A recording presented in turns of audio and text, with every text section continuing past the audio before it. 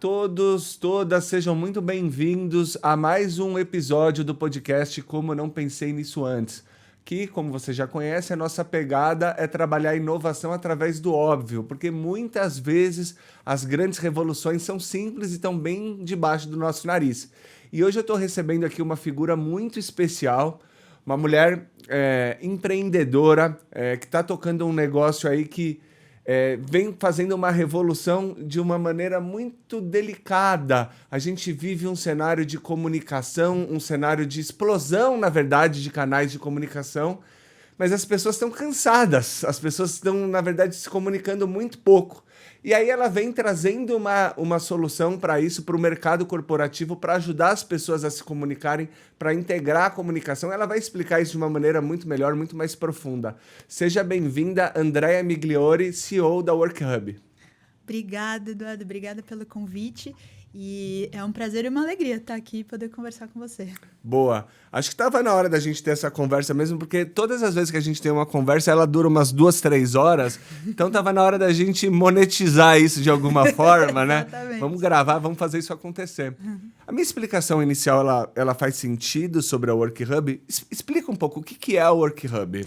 Olha, não só fez sentido quando você falou uma frase, eu pensei assim, nossa, é mesmo, como eu não pensei nisso? Eu tava aqui meio que rindo sozinha. Porque, mas enfim, antes, né? A WorkHub é uma HR Tech, uma startup. Dentro da classificação das startups, a gente está lá no mundo de RH, né? Mas o que a gente faz é uma solução de portal corporativo, intranet e extranet, mirando aí o mundo corporativo, né? As empresas médias e grandes, que tem desafios de comunicação interna, desafios de engajamento, de produtividade, de organização interna. Então, o que a gente fez foi transformar tudo isso, o que antigamente eram longos projetos para criar uma intranet. Eu costumo brincar que todo mundo que lidou com uma intranet tem uma história triste para contar, né?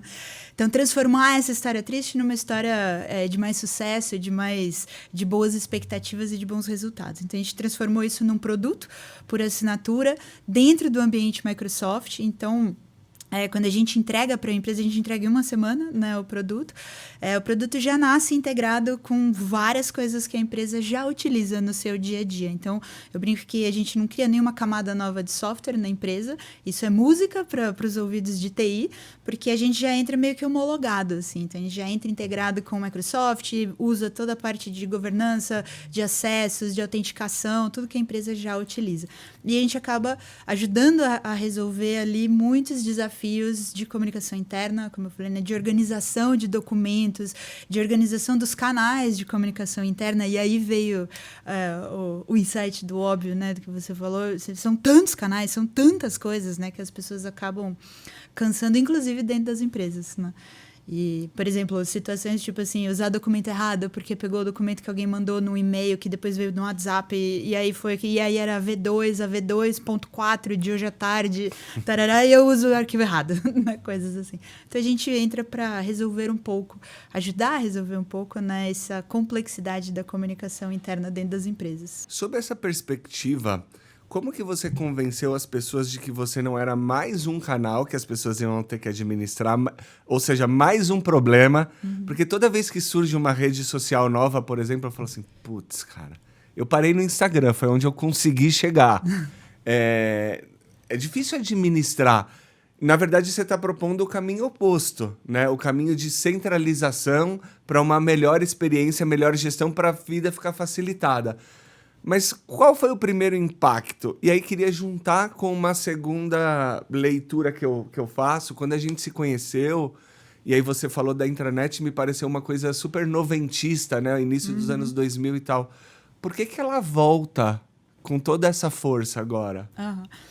Olha, eu ouso dizer que a intranet nunca saiu, né? Assim, quando eu falo assim, a gente faz intranet, assim, é muito comum as pessoas olharem e falarem assim, não, intranet? Mas intranet é uma coisa antiga, uma coisa ultrapassada, um troço old school e tal, né?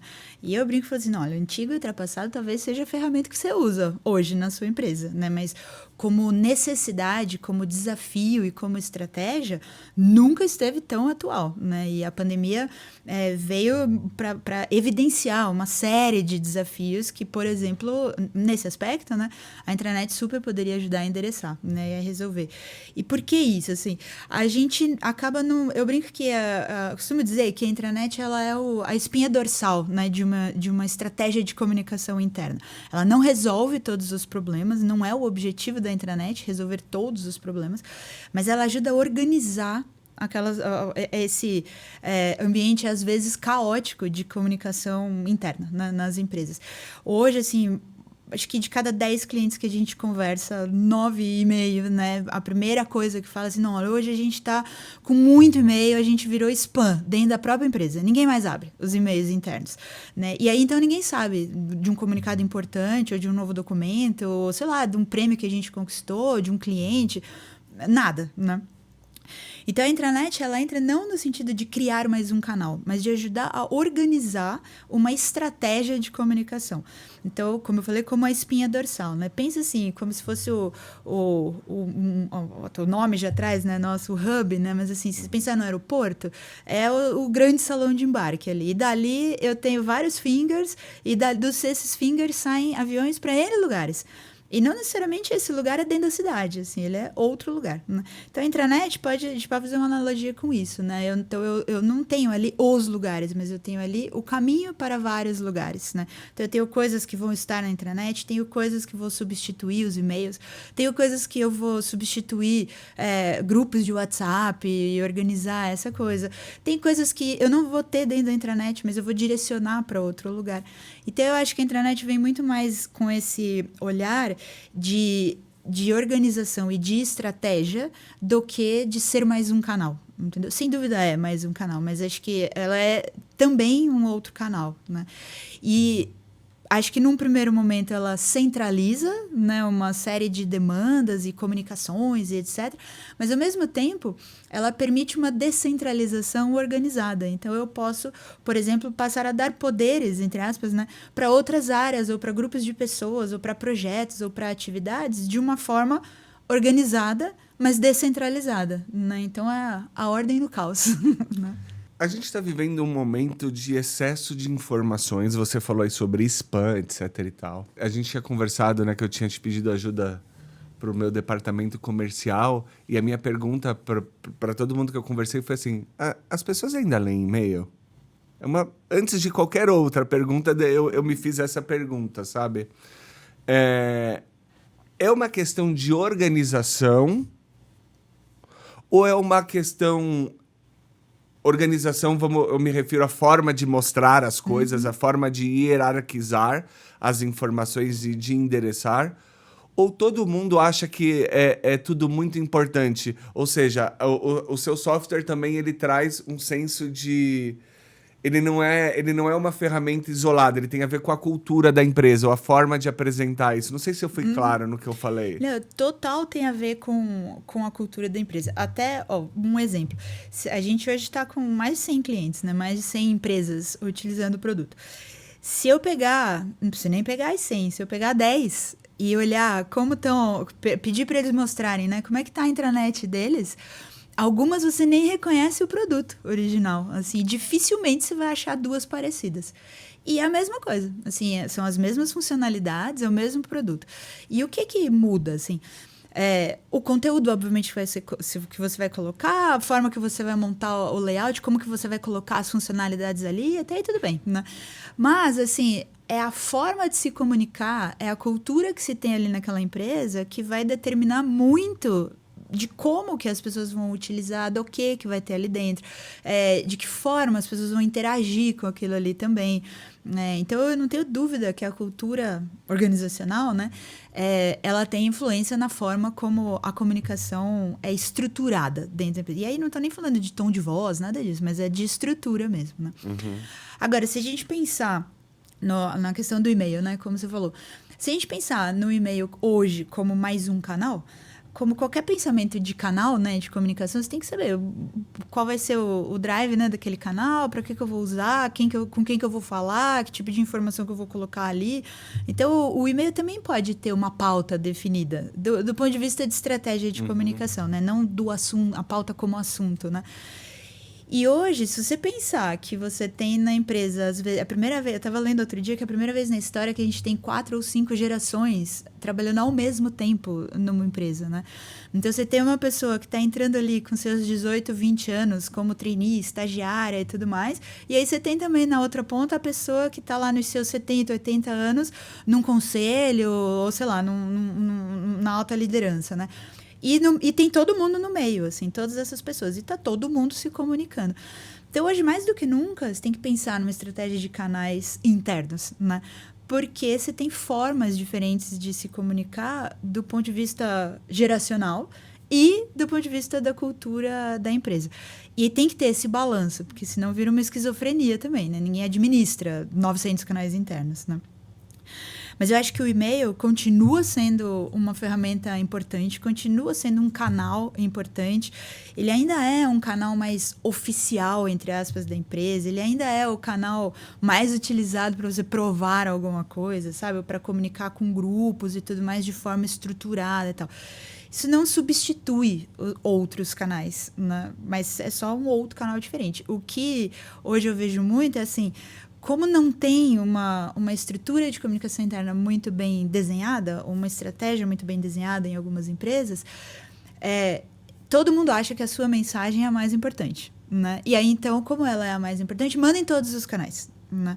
Então, põe na intranet, põe no banner, põe na notícia, manda um comunicado, manda um e-mail, põe no WhatsApp, põe na rede social interna, põe lá no jornal mural, ainda na TV corporativa, ainda bota um papel no café, né? E aí, a pessoa já nem sabe mais. Aí vira spam, né? Porque a pessoa não aguenta mais receber tanta coisa. Mas então, eu acho que, assim, não tem tanto a ver com o e-mail, mas eu acho que tem a ver com a estratégia que você vai desenhar de comunicação interna. E isso passa pelas mensagens que você quer, pelo conhecimento do seu público interno, do tipo de mensagem. E só como um parênteses, né? A gente fica lá no cubo, né? Como ponto ali, né? De referência e tal. Se você anda no cubo, e nas empresas é a mesma coisa, né? Se você andar pelo andar e ficar olhando o computador das pessoas, de cada 10 computadores, 9 o que você vai ver na tela é o Outlook aberto, né? É um provedor de e-mail. Então, então às vezes eu brinco e falo assim, como assim você está questionando se o e-mail ainda é uma... Porque eu tô dizendo isso porque eu ouço muito dos clientes dizer, a gente quer uma intranet porque a gente quer acabar com o e-mail. Assim, não vai acabar, entendeu? Você vai organizar, né? E a intranet não é milagre, ela é uma ferramenta, então depende da estratégia, etc.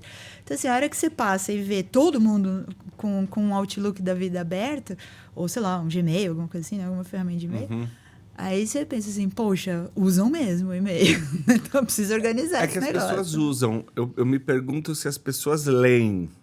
Tudo. Então, aí que tá. Hoje é uma profusão, né, de mensagens que a gente recebe, de abordagem comercial e tudo mais, né? Se a gente for olhar nesse espectro, aí é muito mais fácil dizer que não lê do que lê, né? Agora, se a gente olha dentro do espectro interno, assim, né, de comunicação interna, eu acho que precisa ser muito bem pensado, porque você está concorrendo com tudo aquilo que a pessoa recebe o dia inteiro, loucamente, assim. A minha caixa de e-mail, se eu deixar, vira Gremlin, assim, sabe? Gremlin, caso alguém não saiba o que é o Gremlin, seja de outra geração, era um bichinho que caísse uma gota d'água, virava um monte de bichinhos. É importante, É importante, né? porque outro dia a gente estava numa conversa dessa e aí 2 pessoas ficaram olhando pra mim, assim. Aí eu falei, você não sabe o que é Gremlin? Não, nos anos então... 80, né? Exatamente. Você sabe que outro dia eu vi um cara falar, é uma conta tão óbvia, mas que os anos 90, eles estão na mesma distância dos anos 60, quando a gente estava nos anos 90. Exato. Cara, isso deu um pau na minha cabeça, assim, porque todo mundo fala assim, não, faz 10 anos, eu penso que foi no começo dos anos 2000. Pra mim, 10 anos é 2000. É 2000, mas nós também estamos em 2024, né? Exatamente. Andréia, você usou uma referência que eu queria explorar um pouco mais sobre o saguão do aeroporto e que você vai para vários outros destinos. Você pode descrever um pouco desses destinos que a intranet da WorkHub leva e pode organizar. A gente falou sobre o aspecto de comunicação, mas tem tantas coisas, né? Boa. Se a gente pensar, sei lá, em aspectos de produtividade, por exemplo, né? Então, pense num dia a dia ali da empresa, você tem um monte de sistemas, por exemplo, que você precisa acessar. Esses sistemas, eles não moram dentro da intranet, eles estão lá em algum lugar. E o cenário mais... Você tem as empresas que têm algum tipo de integração entre esses sistemas, ou uma integração de acesso, né? Um single sign-on, tipo, loguei numa coisa, já estou logado em tudo e tal. Mas a realidade da maior parte das empresas não é essa, né? A realidade é assim, eu tenho N sistemas, então eu tenho N logins, N senhas, N endereços, N tudo, assim, né? E a coisa mais comum que tem é a pessoa senta para trabalhar, abre, né, liga o computador, tem um bloco de notas ali do lado com todas as URLs, né? Todos os endereços das coisas que ela precisa usar e os logins e as senhas. Tipo, esta é a realidade, né? Se você pensar nisso, por exemplo, eu posso trazer todos esses acessos, não precisa mais ter o bloco de notas, né? Posso trazer todos esses endereços para dentro da intranet, sistema A, sistema B, sistema C. Clico aqui e vou para o sistema, né? Tudo bem, vou precisar saber login e senha porque ele está fora, mas pelo menos eu não preciso mais ter anotado em vários lugares diferentes cadê a coisa que eu preciso para resolver determinado tipo de tarefa, por exemplo, né? Então, eu tenho já concentrado num lugar só tudo aquilo que eu preciso. E se a gente for evoluindo, né, nessa história, posso ir dando mais complexidade, né, e mais lapidação nessa história. E, por exemplo, aquilo ali já está desculpa, segmentado para o meu perfil. Então, eu que sou, sei lá, uma pessoa que trabalha na área tal, no departamento tal, na filial tal, ou na unidade tal, tenho acesso a essas coisas aqui. Então, só essas aparecem para mim, evitando que eu fique tentando clicar em N outras coisas que não fazem sentido para mim, entendeu? Então, esse é um exemplo, assim, esses sistemas não estão lá dentro, não estão nem integrados, mas eles estão organizados e oferecendo uma experiência melhor para o usuário, né, para a pessoa que está lá utilizando, de rapidez. E isso melhora a produtividade, porque eu já tenho tudo ali na mão, não preciso ficar caçando, né, onde é que está o acesso a determinada coisa, né? Então, esse é um exemplo. Outros canais de comunicação, ou os sites da empresa, né? Tem empresa que tem N unidades, ou às vezes tem vários produtos, cada produto tem um site diferente, tem um book, né, de identidade diferente, etc. Então, essas coisas todas podem estar organizadas ali dentro, e se eu preciso de uma determinada informação, eu posso ter, em torno de um assunto, coisas que estão, conteúdos, por exemplo, que estão dentro da intranet, documentos que estão ali dentro, mas eu também tenho sites que estão fora, sistema que está fora, enfim, N outras coisas que não estão necessariamente dentro da intranet. Então, a intranet também faz a parte de organizar e de redirecionar esse montão de links, por exemplo. Tá. Eu me lembro que na nossa conversa, no final do ano passado, você tinha falado sobre alguns upgrades, alguns planos para esse ano e para os anos futuros, assim, de novas funcionalidades e novas ferramentas. Você pode detalhar esse processo para a gente? Sim. A WorkHub está fazendo 3 anos. Tem 3 anos e um pouquinho, né? Ao longo dessa trajetória, a gente foi vendo... Tinha algumas ideias que a gente tinha de evolução, mas também a gente foi conversando, né, com as empresas, ouvindo bastante feedback e entendendo as mudanças também, né, comportamentais do mercado, das empresas, das pessoas, etc. Então, muito do nosso roadmap mais estratégico, né, vem desse olhar todo.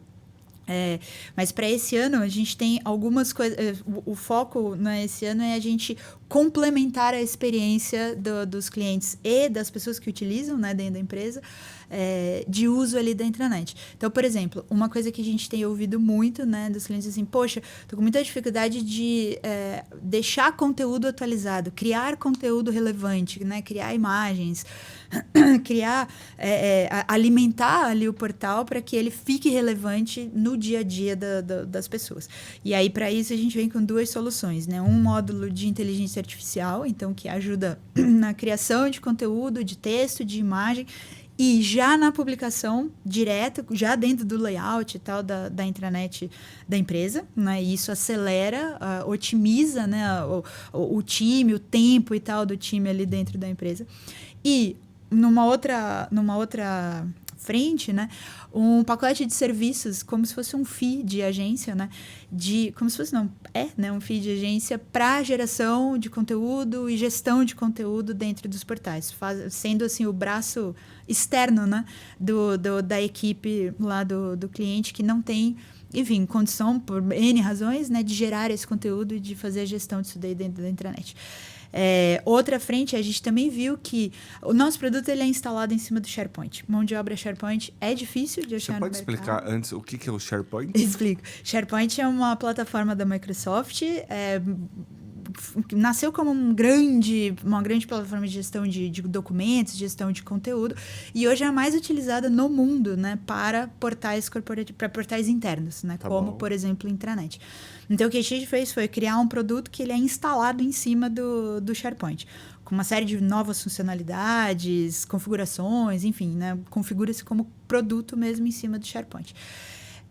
Então, administrar o SharePoint e administrar coisas que extrapolam o produto, né, ali dentro da empresa, a gente viu que vem sendo uma demanda recorrente das empresas e que, apesar de estar fora do nosso escopo de atendimento, a gente acaba atuando, acaba ajudando ali, porque senão vai travar a utilização, mesmo não tendo nada a ver. Por exemplo, gestão de usuários. Né? A gestão de usuários está lá em cima no Office, enfim, né? no 365. Mas acaba que impacta a gente. Se você, poxa, tal pessoa não está conseguindo usar. Né? Não tem nada a ver com o produto, não está usando porque você não criou o usuário, e por aí vai. Né? Ou coisas de administração do 365. Então, a gente vem esse ano também com um pacote de serviços mais técnicos, assim, para ajudar nessas demandas que são técnicas, têm a ver com SharePoint, 365, mas extrapolam o uso do produto. Licenciamento Microsoft é outra coisa que a gente vem também. A gente já começou a atuar e aí a gente entra com porque para usar o produto a empresa é base Microsoft, para ser base Microsoft ela tem licenciamento Microsoft. Só que licenciamento Microsoft é um mundo, né, de possibilidades ali dentro.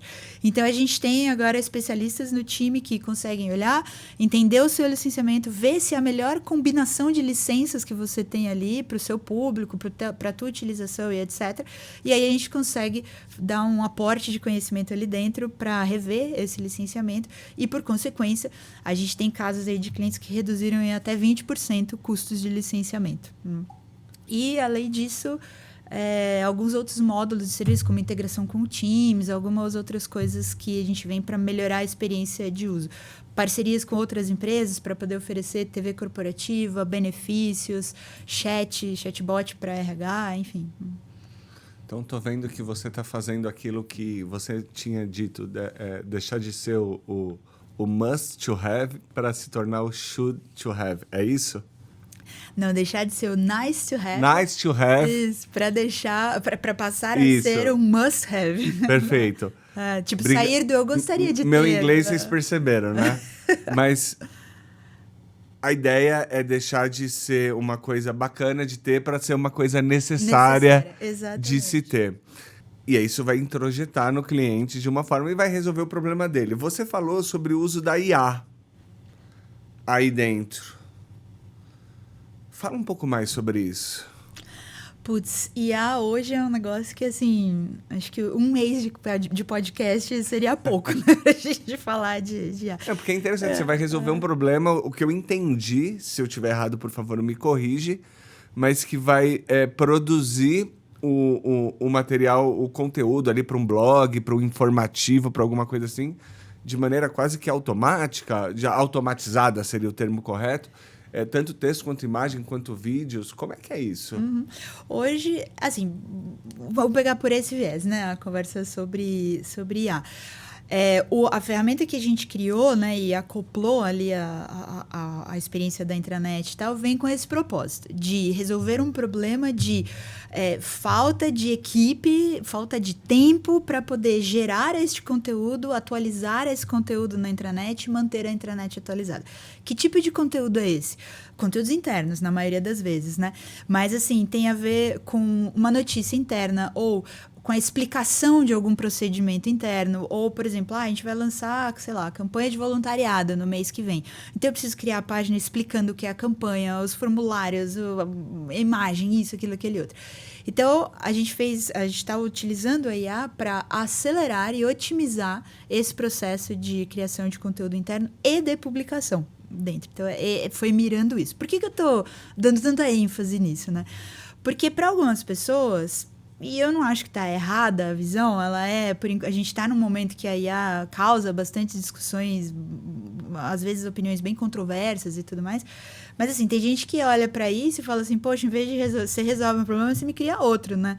Então, eu posso demitir todo mundo da equipe? Posso ter uma pessoa só, eu não preciso mais ter 5 na comunicação interna, por exemplo, né? Esse é um olhar, né, que as pessoas têm. Eu diria que não. Eu vi uma frase que até agora é uma das que eu mais gostei, falando de inteligência artificial, que é: a inteligência artificial não vai tirar o emprego de ninguém. Quem vai tirar o emprego das pessoas são as outras pessoas que usam a inteligência artificial melhor que você. Assim, e eu acho que vai muito nesta direção, nesse caso, né? Que é o quê? Poxa, como profissional de comunicação interna, por exemplo, eu tenho uma série de demandas ali dentro, inclusive conteúdo para a intranet. Então, se aquilo ali é algo que me demanda muito tempo e eu consigo otimizar essa tarefa, né, para mim é muito válido. E essa otimização não significa tempo ocioso para demissão. Não, agora eu consigo focar nas demandas que são, de repente, que exigem mais do meu pensamento, da minha análise, da qualidade do meu trabalho e menos do meu esforço operacional. Isso não significa, não estou querendo dizer que escrever um texto é um esforço operacional. Não é isso, mas às vezes você partir do ponto zero para criar todo um conteúdo, por exemplo, de uma campanha interna, demanda muito tempo. E aí você consegue acelerar esse tempo. Isso não tira, né, a atividade de você trabalhar aquele conteúdo. E é aí que eu acho que, como profissional de comunicação, né, as pessoas vão ter que incrementar ali a sua caixa de ferramentas, né? As suas habilidades, o seu olhar, enfim, uma análise, isso, aquilo, aquilo outro. Então, o que eu acho que, nesse aspecto, né, o que a gente fez foi otimizar tempo, acelerar processos, né? Isso não acho que a gente resolveu o problema, ou a situação de criar conteúdo, de jeito nenhum. Eu tenho uma visão sobre isso. Sou jornalista de formação, eu trabalho com um texto. Eu entrevistei no episódio passado um cara que chama Arnóbio Morelix, que ele é CEO de uma faculdade especializada em ciência de dados e inteligência artificial. Um cara que eu vou te apresentar, inclusive, chamada Sirius. E a gente teve muito essa conversa, ele falou exatamente sobre isso, né? Você não vai perder o emprego para IA, você vai perder o emprego para quem domina a IA. Mas algumas áreas, de fato, vão... Falando do jornalismo. O trabalho do jornalista, ele não é escrever textos, ele é apurar. Né? Assim, eu sempre brinco, né? Se você fala que está chovendo e a outra pessoa fala que está sol, o meu trabalho não é dar voz para os dois, é abrir a janela. Avaliar e entender o contexto de tudo isso. Inclusive, eu acho, até uma discussão mais filosófica, que o jornalismo deveria vir embaixo do guarda-chuva da história e da filosofia, e não embaixo do guarda-chuva da comunicação. Por quê? Porque se você não faz comparações históricas, como que você pode entender o contexto daquilo todo? Então, se a sua identidade de jornalista se resume à sua capacidade de escrita, eu discordo de você. Eu acho que você vai perder o emprego. Sim. Eu concordo. Você vai perder. Não tem conversa. Você vai perder o emprego. Agora, se você entender que você pode usar a inteligência artificial para acelerar a sua produção de texto enquanto você investiga e apura e acrescenta e trabalha junto com ela, aí, cara, você vai ser imparável. Só que a gente está num momento de passagem. Eu tenho essa briga com o meu time, assim, porque eu falo assim, gente, vamos pegar os textos que a gente tem para produzir. Deixa eu tirar isso daqui, porque eu sempre derrubo. vamos pegar os textos que a gente tem para produzir. Pô, você tem um anúncio lá, o WorkHub anuncia fulano de tal como novo diretor comercial. Cara, eu resolvo isso em 5 minutos na inteligência artificial. É um anúncio simples. Muito diferente de quais são seus planos estratégicos para 2024, uma ferramenta que você está lançando, cujo perfil merece merece e necessita de um trabalho mais artesanal de produção de conteúdo mesmo. Só que existe um rito de passagem, porque eu noto que a inteligência artificial ela não está, como qualquer outra tecnologia, ela começa meio capenga. Por mais que seja uma coisa meio espantosa, acho que a primeira vez que você usa o ChatGPT é um negócio que você assusta, né? Outro dia eu estava lendo um livro em inglês e o Lens do Google, ele traduz a página. É muito doido aquilo, né? Então, é uma interação que a gente tem numa experiência muito diferente. Mas a gente está numa passagem. Então, as pessoas falam assim, não, mas a inteligência artificial não escreve tão bem assim. Ela não faz um design tão... Mas, cara, algumas coisas ela já está fazendo, sim, é mentira. Se você que está com resistência com isso...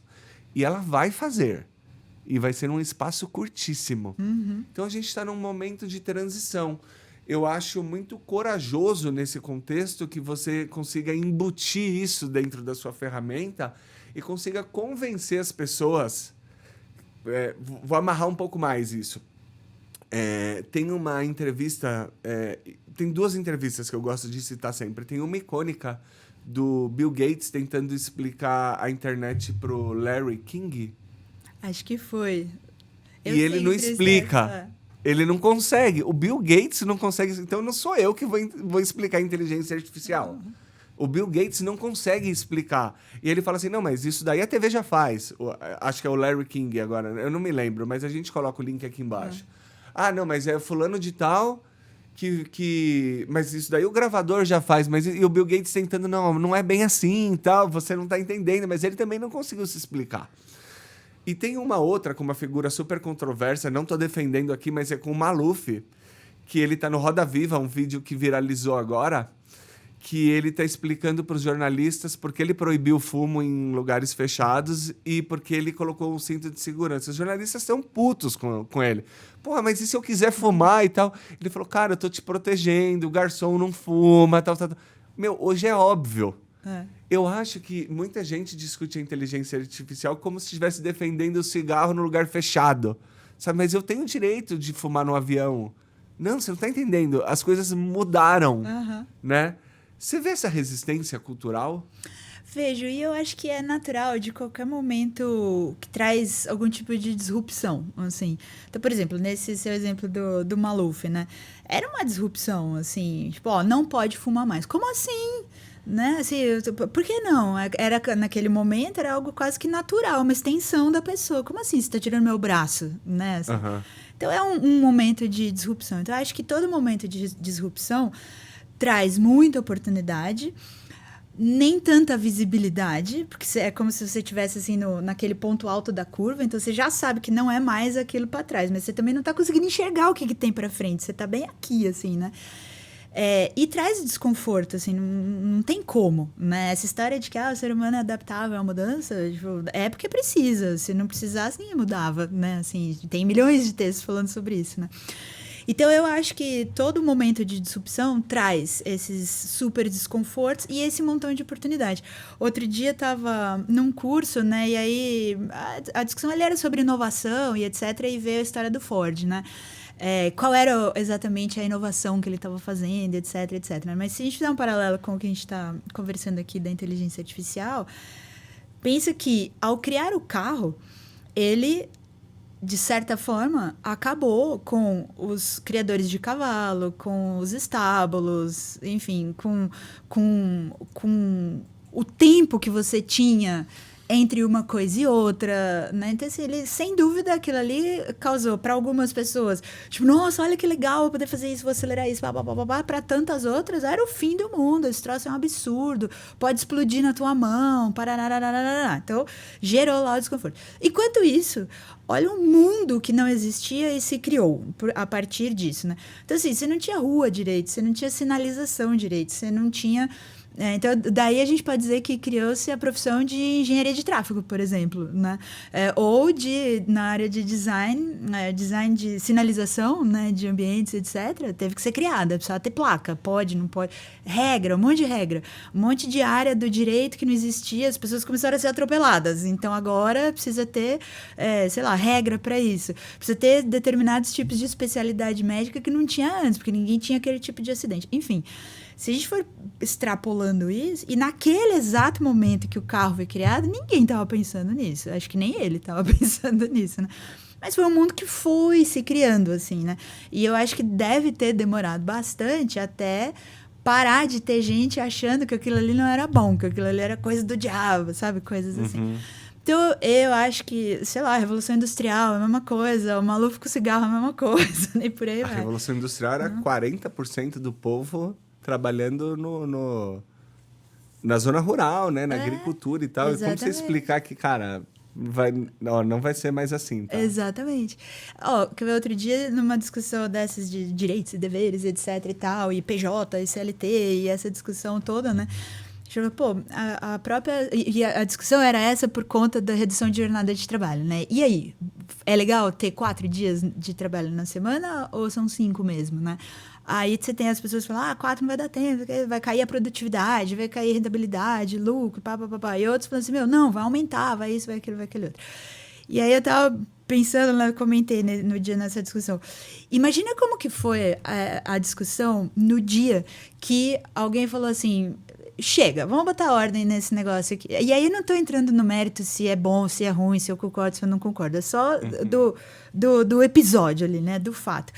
Se você pensar que as pessoas... Assim, não existia vida social. Vida social, inclusive, é um outro conceito criado, né? Não existia antes, agora existe. Tempo para você, tempo para a família. As pessoas trabalhavam quase que 24 horas, assim, né? Criança de 8, 9 anos estava lá na linha de produção de fábrica. E por aí vai. Daí alguém virou e falou assim, chega, vamos definir aqui que são 8 horas? Só que a pessoa trabalhava 18, né, horas, por exemplo. Então, com certeza, teve gente que olhou para isso e falou assim, nossa, é perfeito, as pessoas vão poder viver mais, vão ter mais qualidade de vida, vai acabar produzindo mais e tal. Outras devem ter olhado para isso e falou assim, vocês estão loucos, vai acabar com a fábrica, vai cair a produtividade, vai cair, onde que a gente vai parar? Vai fechar tudo, blá, blá, blá. Tá aí, a gente sobrevive. E hoje a gente está achando 8 muito, né? E estamos aí nessa discussão de diminuir. Então, voltando para a inteligência artificial, né? Eu acho que a gente está num momento desses, entendeu? De extrema disrupção, assim. E muitas das discussões que a gente tem hoje sobre inteligência artificial estão sendo discutidas em cima das bases antigas, assim, de como a gente costumava fazer. Mas não vai mais ser assim, goste ou não, né? Se vai ser melhor, se vai ser pior, não sei. Mas que vai ser diferente, não tenho nenhuma dúvida que vai ser diferente. Não tenho dúvida que um monte de coisa vai acabar mesmo e que determinadas profissões ou, sei lá, profissionais vão sair do mercado, vão deixar de existir e tal. Mas 1 milhão de outras vão ser criadas, como em todas essas situações, né? Então, não é uma discussão assim... suave, né? Porque envolve muitas coisas, envolve muito tempero, né? Esse prato aí da inteligência artificial. Eu não acho que está ainda na fase de ter uma resposta certa e uma errada. Tem algumas constatações que a gente já pode fazer, tem algumas hipóteses que a gente levanta, tem algumas tendências que a gente analisa e tal. Mas é difícil falar uma coisa só, né? Da inteligência artificial. Você falou aí de alguns hábitos e costumes junto com a inteligência artificial. Queria puxar acho que eu vou puxar o assunto da inteligência artificial ao longo da nossa conversa. Mas você falou sobre jornadas de trabalho. Eu queria puxar para uma outra discussão, que é o home office versus híbrido versus presencial. Qual a sua opinião? Olha... A minha opinião é composta de várias coisas. Acho que a primeira coisa que a gente tem que pensar é assim, não é igual roupa tamanho único, sabe aquela história? One size fits all, né? Tipo, é um tamanho só e não importa se você tem 1,40 m ou 2,10 m, aquela é a camiseta que você vai usar. Primeira coisa, não é isso. Segunda coisa, home office é um jeito de você trabalhar remoto, né? Então, como o próprio nome já diz, o home é na sua casa, né? Mas como trabalho remoto, remoto é remoto, é qualquer lugar que não naquele lugar físico determinado, né? Inclusive, se eu estiver no andar de baixo, já é remoto, porque eu não estou ali com você, né? Assim, então, você entender algumas coisas. E eu acho que, assim, não é um modelo que atende todo tipo de empresa, que atende todo tipo de demanda e nem todo tipo de pessoa. Tem gente que não gosta e tá tudo bem. Tem gente que não consegue e tá tudo bem. Tem gente que não consegue ter, por exemplo, em casa, um ambiente ok para trabalhar, assim, sei lá, de repente teu computador tá no meio da sala com criança passando e o cachorro pulando e a outra coisa acontecendo e mais gente. Não dá. Eu adoraria, mas não dá. Enfim, tem um monte de situações aí, um monte de variáveis. Então, acho que a primeira coisa, assim, para pensar e ter em mente, que, assim, não é uma coisa ou, sabe? Assim, ou é presencial ou é remoto. Não, eu acho que o trabalho remoto hoje é E. Assim, e pode ser presencial, e pode ser remoto, e pode ser isso, e pode ser aquilo, tudo ao mesmo tempo, né?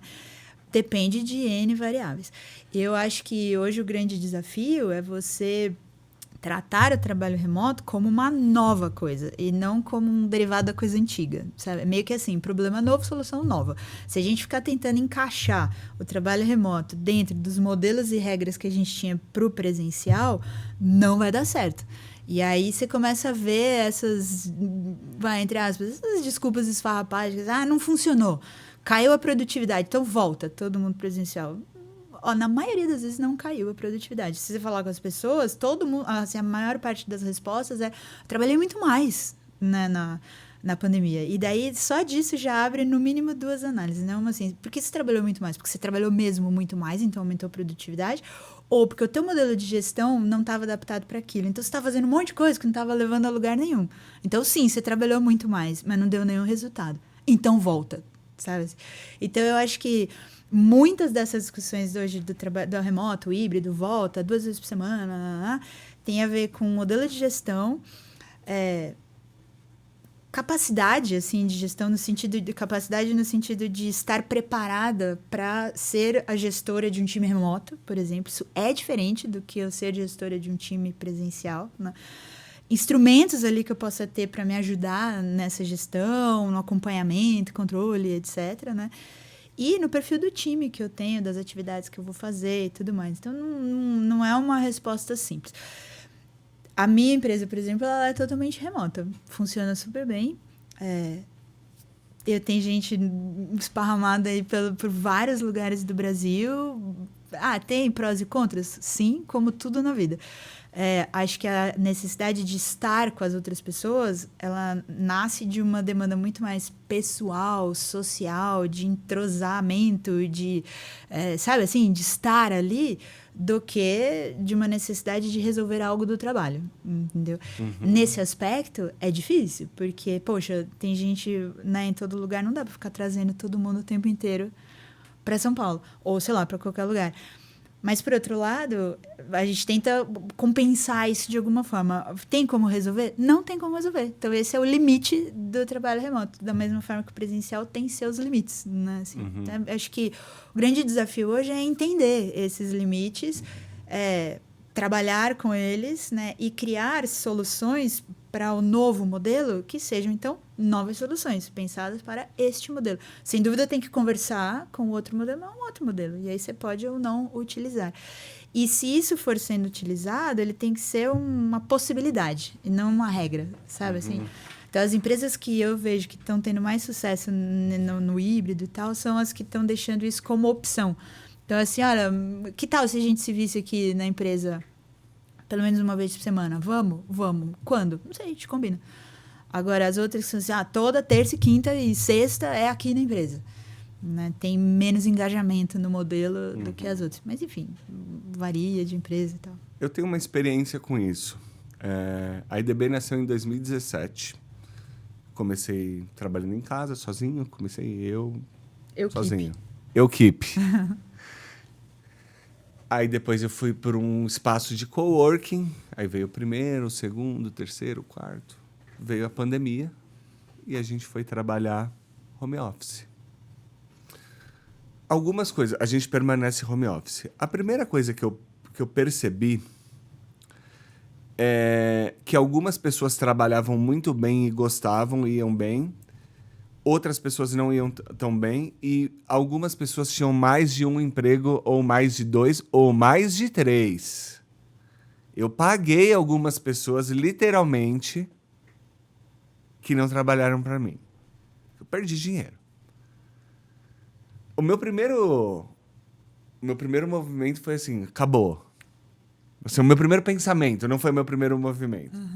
Mas eu gosto de trabalhar de casa, porque eu sou jornalista, sou escritor, eu gosto do silêncio, eu gosto de estar com...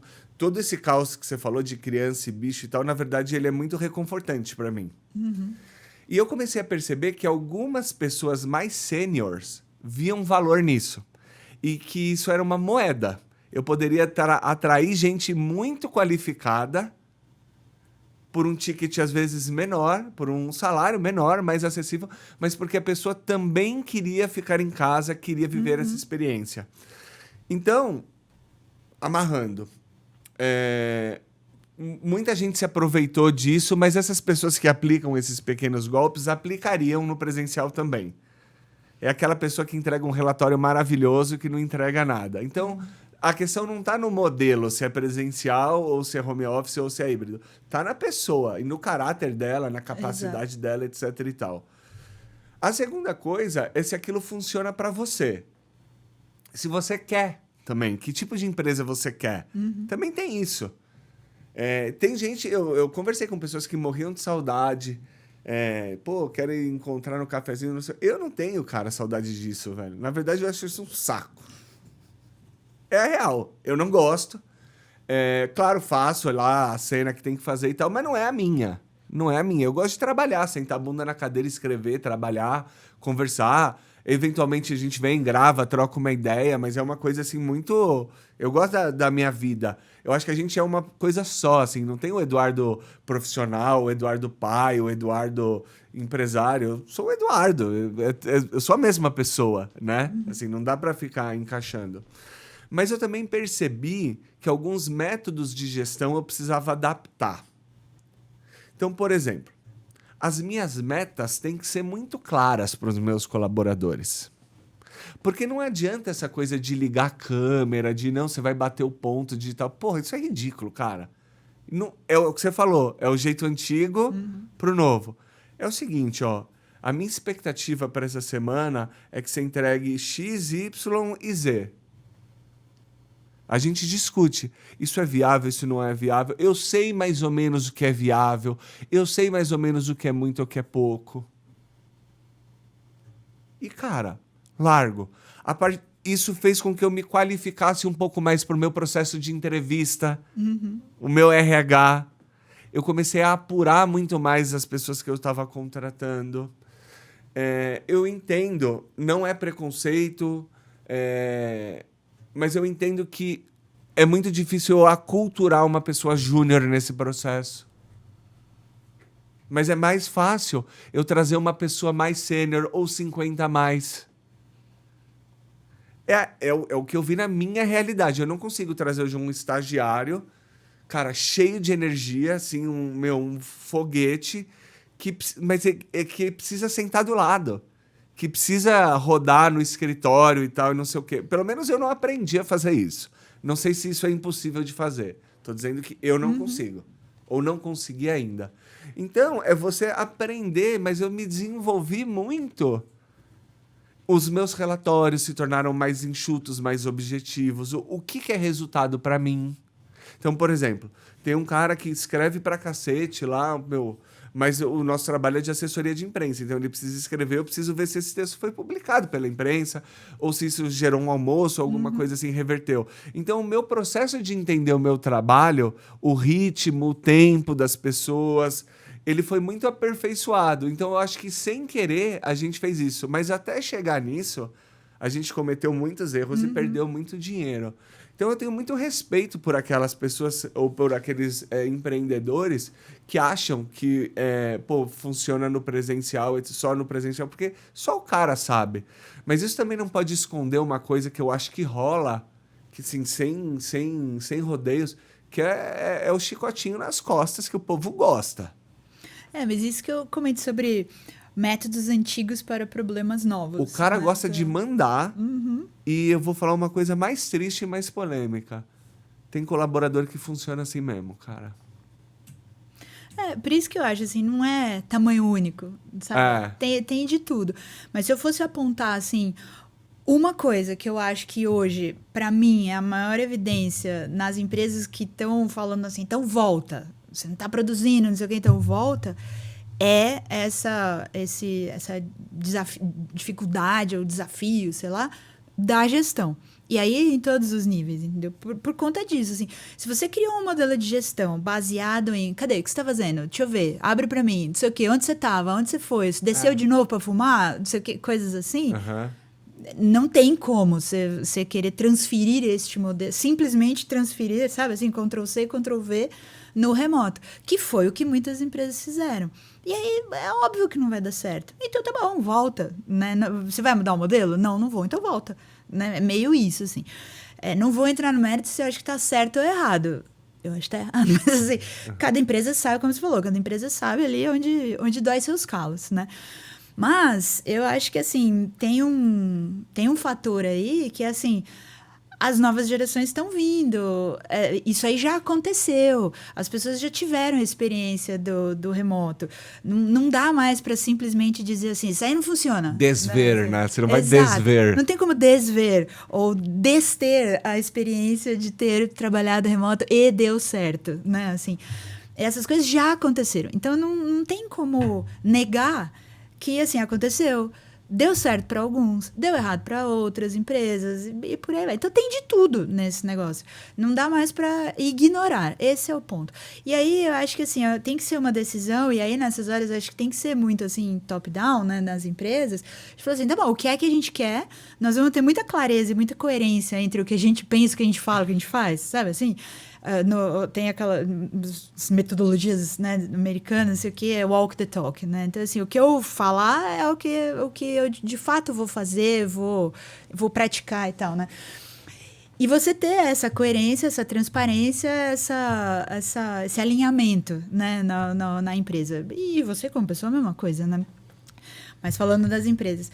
Porque daí quem entra já sabe também em que terreno está pisando. Então, se eu sei que eu quero... E cada vez mais as pessoas estão assim, empoderadas a respeito de o que eu quero, o que eu não quero, o que eu topo, o que eu não topo.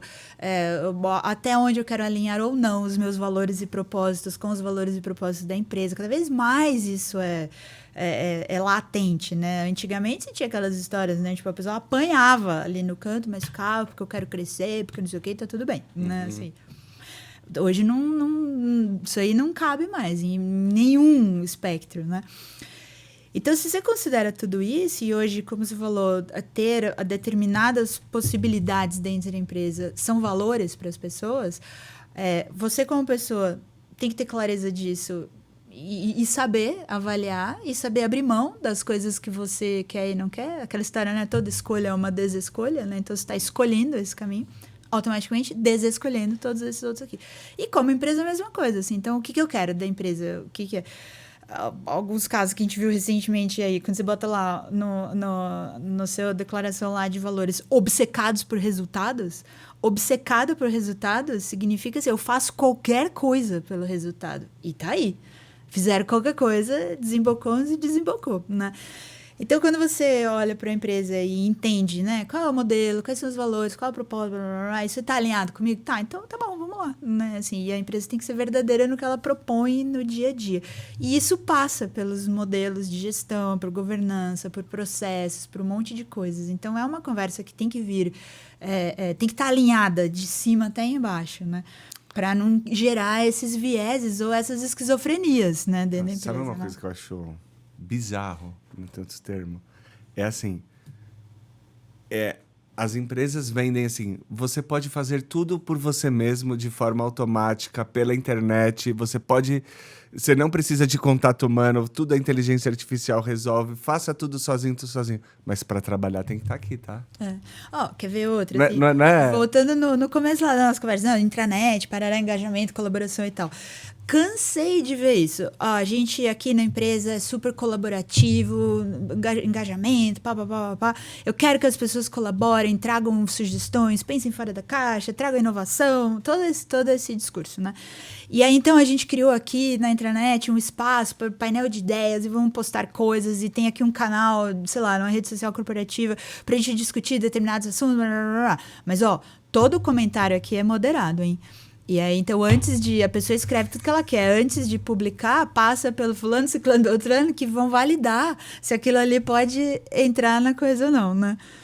Aí você olha e fala assim, escuta, assim, aí é esse desalinhamento que eu falo, né? Democracia pero no mucho.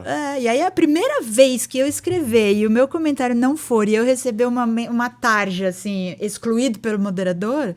Nunca mais eu colaboro, né? Lógico. Então é meio isso. A gente Mas tem uma coisa... vamos voltar pro business já, mas eu só quero amarrar isso. A gente é meio infantil também. E é meio desonesto com a gente mesmo nesses processos. Então, a gente verbaliza uma desconstrução e tudo bem e tal, não sei o quê, uma cabeça aberta, mas a gente negligencia os nossos próprios sentimentos e aí isso se materializa com movimentos contraditórios e hipócritas, né? Sobre gestão de pessoas, por exemplo, uma coisa que eu tenho um combinado com meus colaboradores é assim, que eu sou meio, tipo, me engana que eu gosto, assim, meio cornomanso mesmo, tá? Do tipo assim, cara... Eu sei que alguns vão fazer freela. Não me conta, velho. Me engana. Eu só preciso que você entregue esses resultados. E eu sei se as pessoas vão no médico ou se vão viajar na sexta-feira à tarde. Cara, não me fala. Porque eu não quero entrar nesse desespero de ficar vigiando e querendo saber e mandando mensagem. Não funciona assim. É o que você falou, mas no meu íntimo, eu não posso negar um certo sentimento de posse, um certo sentimento de... Eu queria saber o que a pessoa está fazendo. Cara, isso é uma ansiedade minha. Não significa que é uma característica negativa da pessoa. Às vezes eu confio na minha intuição também, eu vou apurar, não é isso que eu estou dizendo. Mas quando você opta por um modelo, uma gestão mais fluida dessa forma, você tem que entender que a pessoa ela vai te entregar o resultado. O combinado é esse, né? Eu vou te entregar o resultado, mas você não vai ter você não vai ter o controle da minha agenda da forma que você tinha no outro modo. Esse é o combinado. Uhum. E é muito difícil para algumas pessoas permitir. É aquilo que eu falo assim, sobre relacionamentos. Cada um se relaciona da forma que quer. Mas tem o cara que ele é conservador, que ele quer ali ter um relacionamento monogâmico e por alguma razão ele fala que vai ter um relacionamento aberto. Não sei. Cara, não é o formato que tá errado. É você que acha que quer uma coisa que não quer. Quando você faz isso, trazendo isso para a gestão de pessoas, para mim é a mesma coisa. Parece que ficou politicamente correto dizer que não sei o quê, que os tempos são outros e tal, mas no íntimo a pessoa não mudou. Então a gente fala como se fosse uma coisa de gestão, uma coisa de hard skill, mas é uma coisa de soft skills, né? Dentro da pessoa, o íntimo da pessoa. Essa mudança ela precisa ser muito genuína, cara, para você aceitar E eu acho que assim... Como empresa, né, também como pessoa, mas assim, pensando na empresa, você tem que definir, assim, esses acordos iniciais, sabe, assim. Então, por exemplo, eu penso assim, toda relação tem que começar com uma base de confiança muito grande, né, e uma confiança genuína, né. Outra coisa assim, por que a gente está criando uma relação? Se a gente for olhar no básico, é assim, bom, eu tenho determinada coisa aqui que precisa ser feita, você sabe fazer essa coisa. Quer vir? Quero. Então, em troca da coisa que você vai fazer, eu vou te pagar tanto. Se a gente olhar assim, sem nenhum romantismo na história, parte daí a história. Então, todo mundo nessa relação aqui tem fins lucrativos, certo? Tanto a empresa quanto a pessoa, assim. Então, tudo isso tem que estar estabelecido, assim. E dependendo do modelo que você vai criar para isso, assim, tem que ter muita disciplina, tem que ter muita organização, enfim, tem que ter muita estrutura, tem que ter determinadas ferramentas adequadas. Isso tudo é ponto de partida, assim, não pode ser ponto de chegada da relação. E eu acho que é aí que mora grandes e boas discussões, assim, né? E problemas, né? Das relações, né? Então, acho que, primeiro, assim, tornar claro qual é o jogo, quais são as regras do jogo e aonde que a gente quer chegar, né? Com isso aqui, já é boa parte do caminho andado para você ter uma relação de confiança e de transparência, né? E aí, assim, se você vai ter 12 outros empregos além das coisas que você está fazendo para mim, né? Se o que a gente combinou é válido, é transparente e ele é honestamente cumprido ou discutido, né? Tá tudo bem. Né? E aí esses apegos que vêm com a gente por conta, de repente, de um modelo antigo, deixam de ser importantes. Então, assim, às vezes eu me pego numa angústia, assim, mando uma mensagem que pra mim é urgente e eu gostaria de ter a resposta agora e, de repente, a pessoa me responde 2 horas depois, né? E eu penso assim, meu, que saco, cadê a pessoa? Cadê? Você saiu, não tá trabalhando, o que ela tá fazendo? Não sei o quê. Dá aquele 1 segundo de modelo antigo, sabe? Assim, aí eu paro assim, bom, tudo bem, vai, assim, se há uma coisa realmente urgente, de emergência, não sei o quê, eu vou acionar por outros canais. Mas se não é, tudo bem, daqui a pouco ela responde, daqui a pouco eu resolvo, inverto aqui a ordem do que eu tô fazendo e tá tudo bem. Faz parte do modelo que eu topei, entendeu? Faz parte do combinado que eu fiz, assim. Em nenhum momento a gente combinou que você tem que me responder instantaneamente, entendeu? Enfim. Isso nem existe, mas a gente exige isso, né? É igual o WhatsApp, né? Assim, você manda o WhatsApp, a pessoa desligou o negocinho que fica azul, você já fica aflito. E aí, ela viu? Não viu? Pô, eu te mandei. Eu tirei isso daí porque eu ficava louco com isso daí. Isso me deixava mega ansioso. Eu tenho um puta problema de ansiedade. E eu trato isso com todas as ferramentas. O mundo digital, ele me consome. Queria entrar numa experiência que você viveu do Anywhere Office. Você ficou num veleiro um tempo, trabalhou desse veleiro. Conta essa experiência pra gente, como foi? Foi muito, muito legal. Primeiro, assim, eu velejo, adoro velejar, então era um sonho, ainda é, né? Um sonho dar a volta ao mundo, enfim, velejando, aquelas coisas. E ter a oportunidade de ficar quase 2 meses, né, no veleiro, enfim, teve momentos que a gente estava assim, a 2 dias de qualquer lugar, assim, então estava literalmente no meio, né, do oceano e tal. Foi assim uma experiência primeiro de vida, assim, muito legal, editar ali, né, com a família, com as pessoas que você gosta, e tal, foi muito, muito, muito gostoso. E do ponto de vista do trabalho, assim, tem algumas coisas que são muito legais de pensar, assim. Em outros tempos isso não seria possível. E que outros tempos são esses? Assim, 8 meses atrás. Não é que é outros tempos do tipo 30 anos, 50 anos, ou lá nos anos 2000, né? Que a gente estava falando. Mas é assim, é 8 meses. Por que 8 meses? Porque a gente tem lá o Starlink no barco e, sei lá, é muito recente o plano mundo do Starlink, né? Uhum. E o plano mundo oceano, enfim, né? As variações lá do negócio, né? Outra coisa que permitiu isso é a questão do endereço, assim, se a gente pegar nos modelos antigos, você tem que ir lá levar comprovante de endereço para você contratar um serviço, que diferença faz onde que você mora para o serviço que você está contratando, né? A não ser que tenha uma coisa que vai ficar grudada na tomada dentro do endereço onde você pediu, tanto faz onde é que eu moro, né, assim. Até porque já foi o tempo que alguém ia bater na porta da sua casa para te cobrar alguma coisa. Não seria casos extremos, né? Mas assim, no dia a dia da vida, se você tá devendo um negócio, ninguém vai lá bater na sua porta, né? Assim, mas enfim. Então são mudanças muito, muito recentes, tecnológicas, comportamentais e tal, que permitem que isso também seja possível, né? De ter internet em qualquer lugar. Então teve momentos, assim, algumas coisas muito interessantes, né? Nesse dia aí que a gente estava absolutamente no meio do mar, eu tirei até uma foto, porque eu entrei lá naqueles medidores de velocidade de internet, né? E eu tava com quase 300 mega, giga, sei lá. Mas era assim, o dobro do que eu tinha em casa, né? E eu tava absolutamente no meio do oceano, assim, né?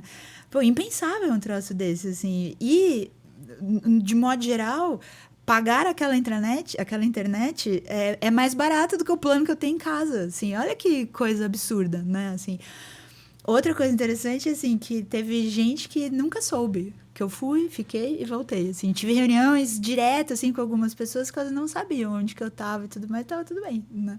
E algumas situações engraçadas, tipo, de uma mega ventania, o barco balançando e etc. E eu lá em reunião, usava aquele fundo virtual, né? Então eu tava assim em relação ao fundo, né? Que o fundo ficava parado. E aí no meio da reunião alguém perguntou assim, André, você tá numa cadeira de balanço? Ah, tô. Mas enfim, acho que foi uma experiência assim, muito, muito interessante em vários aspectos, assim, tanto da viagem em si, né, cultural e etc, mas dessas experiências de trabalho, de ver que assim, mais do que nunca o modelo que a gente criou, pelo menos ali para o Work Hub, ele é viável, ele é possível, ele é produtivo, as pessoas têm vida, dá para equilibrar todas essas coisas, tipo, tá tudo bem, né? Assim. Fala mais dessa viagem, você foi para onde?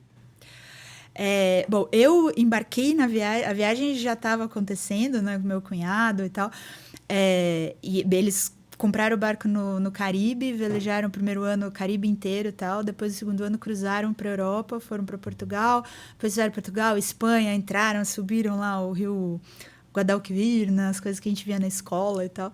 E depois a ideia era explorar o Mediterrâneo, eu entrei aí, né? Então eu entrei quando a gente estava chegando na Itália, então eu embarquei ali na Itália e aí a gente fez algumas ilhas, a costa toda da Itália. Quando chegou lá embaixo, na pontinha da bota, foi a decisão assim, tá bom, e agora o que nós vamos fazer, né? Vamos continuar para Itália, vamos para Malta, vamos para Grécia, vamos subir lá para Croácia, que era todos eram sonhos, né? Assim, de todo mundo, né?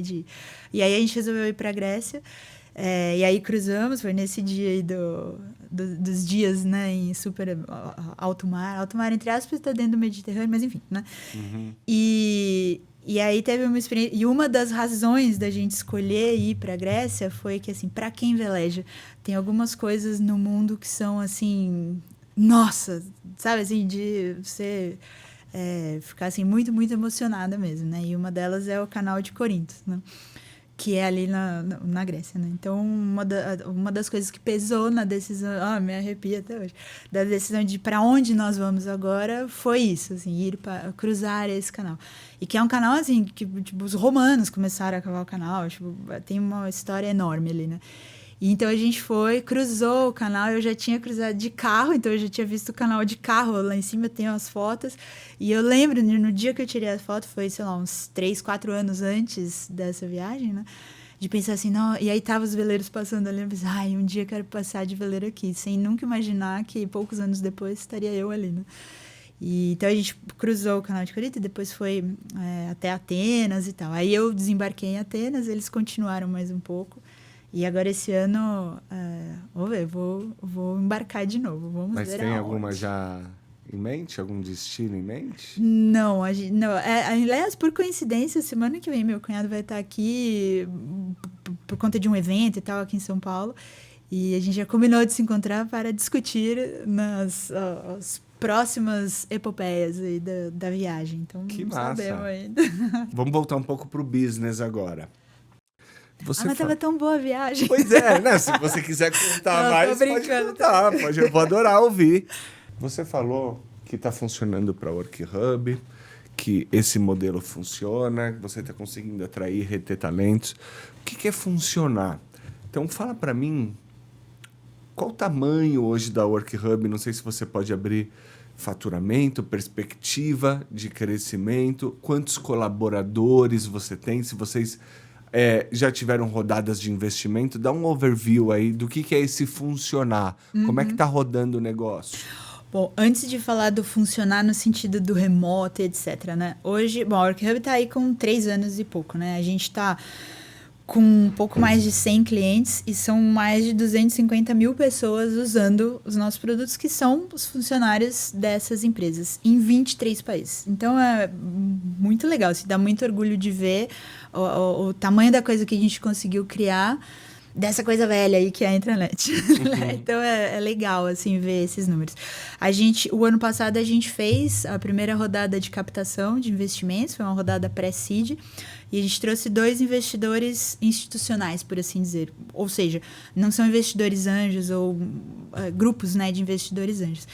E isso traz uma dinâmica um pouco diferente para o negócio, porque são 2 investidores com um perfil um olhar muito de business, assim. E são 2 investidores que eu gosto muito, assim, acho que a jornada de investimento, né, a jornada de captação de investimento, dá outro podcast aqui, né, mas acho que um ponto importante de virada dessa história foi quando a gente assumiu para nós a escolha de quem viria investir, né? E isso muda um pouco o jogo e tal. E eu acho que a gente teve muito sucesso, assim, em trazer 2 investidores que eu particularmente gosto muito, mas, assim, como empresa, né, a gente gosta muito, porque tem um olhar muito focado, muito alinhado no negócio. Você pode abrir quem são? Ah, posso até porque é notícia, né? É a Meta Ventures e a Venture, né? A Meta Ventures é uma um CVC, né? Uma corporate da Meta, que é uma grande consultoria de TI e tal. Que não é o Facebook. Não é. Inclusive, eles têm... Isso já rendeu várias histórias pra gente. Se quiserem, né? Seria ótimo, né? Mas do nosso lado, assim, várias vezes que eu falo assim, que pergunta quem são seus investidores, né? Em vez de eu falar Meta Ventures, às vezes é a Meta e a Ventures. A Meta? E eu falo assim, a Meta. Ninguém falou nada, mas não falei, é a Meta. Então, isso já rendeu muita história, né? Mas e a Meta tem lá também suas histórias e questões, né? Com a Meta, Facebook, enfim, tá tendo alguns desfechos. Saiu recentemente, né? No vídeo que eles ganharam ali numa instância, enfim, né? Que o Facebook não use a marca Meta no Brasil, porque é deles, né? Enfim, é uma longa história. Mas é a Meta e a Venture, né? E são dois investidores, né, com essa visão de negócio que ajudam muito a gente. Então, a gente teve várias meio viradas de chave, assim, pós-captação, que são muito legais do ponto de vista de negócio e tal, né? Você pode falar quais são? Essas viradas, assim? De olhar de negócio, de modelo de gestão, de acompanhamento de indicadores de uma forma ordenada, né, e organizada, forma de abordar o mercado, forma de olhar o mercado. Então, essa história de olhar mercado adjacente, né, assim, é um conceito, né, e a gente fala, tá bom, mas na prática, no dia a dia, tá bom, para onde a gente vai olhar? Para que lado nós vamos olhar? Por que aquilo ali pode ser um mercado? Como assim um novo produto? E algumas discussões, algumas cutucadas que precisam, porque empreender é uma tarefa, assim, é uma atividade que ela é solitária, e muitas das vezes, né? Às vezes você não tem com quem conversar sobre determinados aspectos do negócio, determinadas angústias, dúvidas que você tem. Tipo, você é o ponto final, né, da dúvida, assim. Você não tem como voltar. Então, às vezes, é uma atividade ali muito solitária. Então, ter os outros sócios e os investidores para ter essas conversas, assim, é muito bom. E, às vezes, não são conversas fáceis. Às vezes, você tá lá com uma baita ideia que você acha que é incrível, e aí você conta, achando que, assim, pronto, aquela coisa pink cérebro, sabe? Agora nós vamos dominar o mundo. E daí eles olham e falam assim, olha, não, como assim? Né? Por causa disso, tararara. E você fala assim, putz, lógico que incomoda, você sai de lá assim, pô, que saco, não sei o que, né? Mas aí você olha e fala assim, pô, é lógico, tem toda a razão, mas e se? E aí a coisa cresce, sabe? E aí vira uma discussão estratégica de verdade e tal. Então, esse tipo de coisa é muito legal, assim, era um negócio que, como founder, assim, faz falta você poder ter... Esse é o verdadeiro smart money, né? Esse é o verdadeiro smart money, entendeu? De você poder contar com esta inteligência instalada, né, assim, nas pessoas e nas organizações, né? Então, isso é muito legal. Além de coisas mais práticas, tipo indicação de cliente, fazer a ponte, né? Relacionamento com, de repente, algum mercado, alguma instituição, alguma associação, enfim, algum ecossistema, tá? Então, essas coisas são legais. A gente tem esse ano a perspectiva de crescer bastante, quase 3 vezes, né? E para isso estamos contando com um monte de coisas novas, como aqueles produtos e serviços que eu comentei antes e tal. Estratégias de marketing novas, coisas de assessoria novas, enfim, um monte de estratégias diferentes ali de chegar no mercado, né, para que a gente consiga, então, chegar num resultado diferente, né? Aquelas coisas assim, aquela coisa de que, tudo aquilo que a gente fez, que trouxe a gente até aqui, teve seu valor, mas não sei se são elas que vão levar agora a gente daqui até lá, né? E é isso que a gente fica olhando o tempo todo e, enfim, né, mirando. Mas o objetivo desse ano é a gente ter essa curva de crescimento mais acentuada. Temos um produto validado no mercado, agora é conseguir validar alguns outros processos, algumas outras hipóteses mais internas para que a gente consiga crescer para fora, né? E falando do funcionar, né, dentro desse modelo, eu acho que, assim, uma das coisas que eu quero muito e gostaria muito é de conseguir ter uma empresa diversa em vários aspectos, né? E isso significa diversidade também cultural, de idade, geográfica, isso, aquilo, aquele outro. Sem perder a essência, né, do que é o Work Hub, sem perder o direcionamento e aonde a gente quer chegar, né? Mas tendo ali alguns aspectos daquelas coisas, né, disso eu abro mão, disso eu não abro mão, né? Então, olhar bastante para isso. E eu acho que, assim, uma das vantagens que a gente tem em ser remoto é eu poder ter uma equipe de fato diversa de qualquer lugar, entendeu? Então, hoje tem gente na Bahia, tem gente em Goiás, tem gente no Rio, tem gente em São Paulo, tem gente no interior de São Paulo, enfim, né? Tem eu no barco, né? Então, essas coisas só são possíveis para a gente ter um modelo que funciona, né? A empresa não parou porque eu fui pro barco, a empresa não parou porque a pessoa resolveu fazer intercâmbio e enfim, passou um mês fora e tudo mais, trabalhando e tal. Então, eu acho que ter um modelo pensado para isso faz diferença na hora de você pensar se funciona ou não, né? Como eu sou designer, né, de formação, e lá atrás, quando usaram o celular... Era a primeira coisa, antes você ia pensar um site, né? Então, primeiro você tinha que pensar o site pro celular, depois você pensava o site desktop. E aí criou-se toda aquela história do remote first, né? Desculpa, mobile first.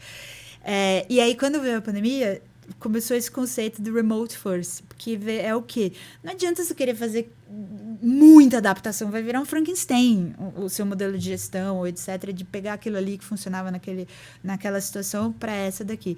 Então, se você quer ser remota ou se você vai ter gente remota na sua empresa, e é aquilo que eu falei, ter uma pessoa fora, pronto, você já é remoto. Né? Não é ela que está fora, é você que não se adaptou ao grande modelo, né?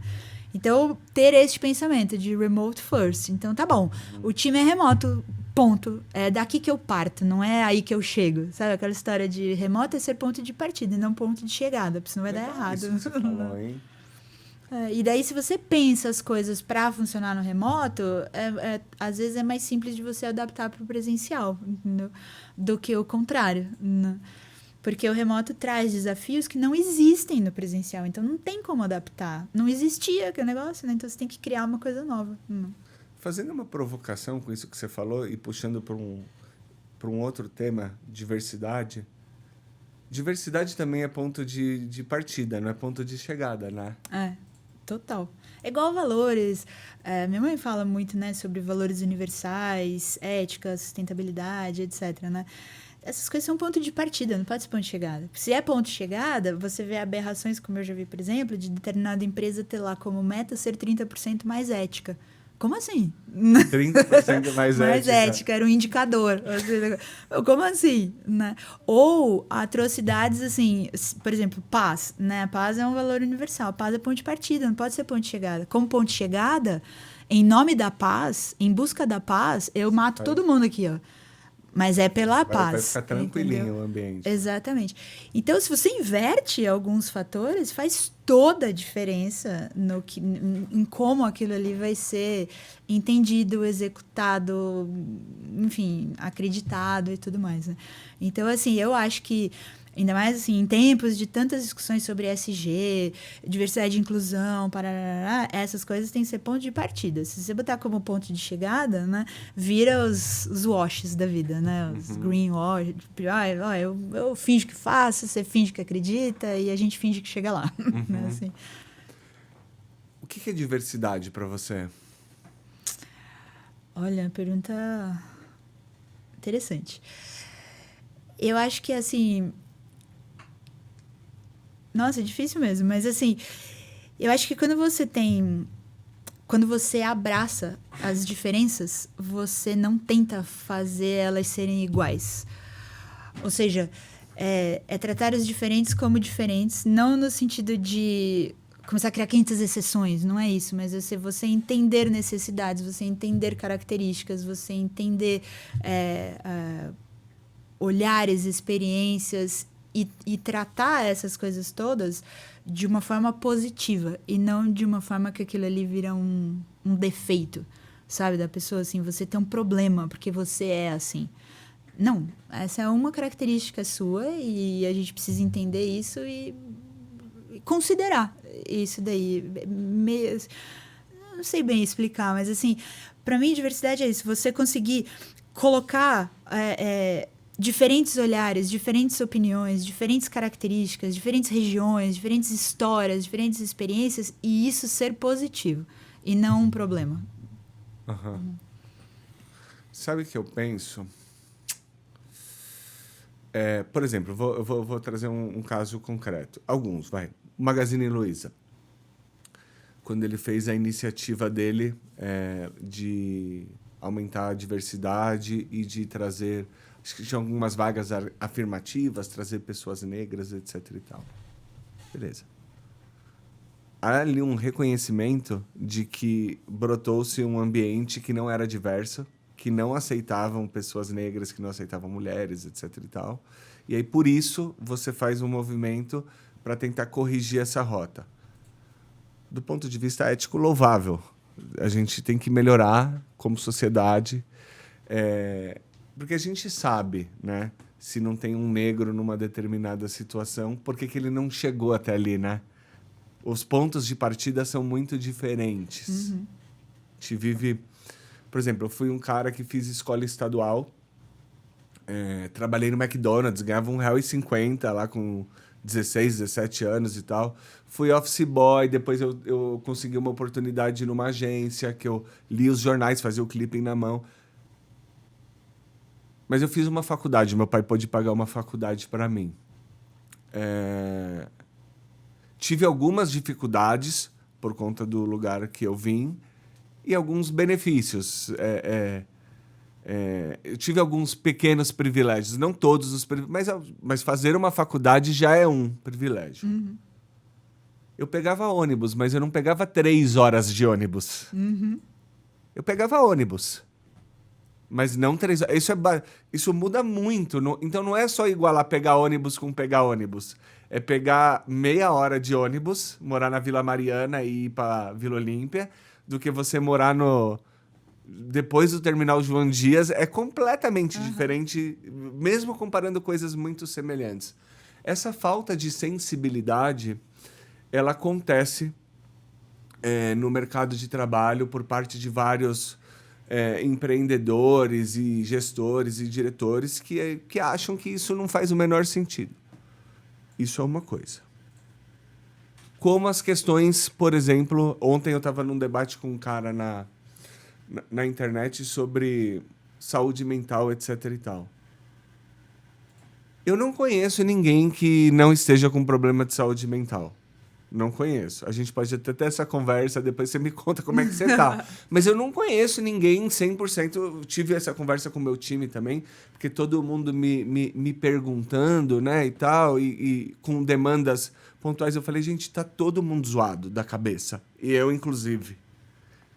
Mas alguns têm algumas ferramentas para buscar ajudas e outros não.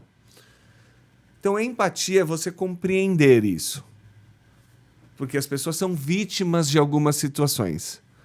O vitimismo, que é completamente diferente de ser vítima, é quando a pessoa se apropria de um determinado problema, aumenta ele e usa ele para não fazer ou como desculpa. Então, é muito importante explicar a diferença conceitual das duas coisas. E aí a gente chega na diversidade. Nunca foi uma questão para mim contratar mulheres, negros, etc. e tal. Isso sempre aconteceu desde o dia 1. Gays. Nunca foi uma questão. Sempre teve. Mas o meu ambiente é de comunicação. Por alguma razão, a área de humanas ela acaba tendo um pouco mais de flexibilidade nesse, né, no modo de pensar. Então, isso nunca foi um dilema. Isso nunca foi um dilema. Mas, ao mesmo tempo, quando eu falo isso, a pessoa fala assim pra mim, branco, hétero, não sei o quê, você não tá no seu lugar de fala. É difícil também, assim, a gente quer colaborar também, assim, entendeu? Não eu posso não sentir uma determinada dor, mas a gente consegue trazer as pessoas e debater, porque nunca foi uma questão. Ao mesmo tempo, eu percebo que a empresa tem uma determinada cultura e a minha diversidade chega a um determinado alcance, mas nem toda diversidade a gente consegue absorver lá dentro por N questões. Por exemplo, vamos para um problema real. Formação técnica. A IDB é uma empresa pequena. Se eu quiser, de fato, ser uma empresa diversa, eu vou ter que pegar uma pessoa, treinar essa pessoa, vou ter que entender que todos os processos vão ser atrasados porque aquela pessoa não sabe. Às vezes vem com hábitos. O tema diversidade é um tema que precisa ser discutido sem máscaras. Uhum. Porque é muito bonito a gente falar que não, porque tem os preconceitos idiotas e óbvios. A gente sabe que tem.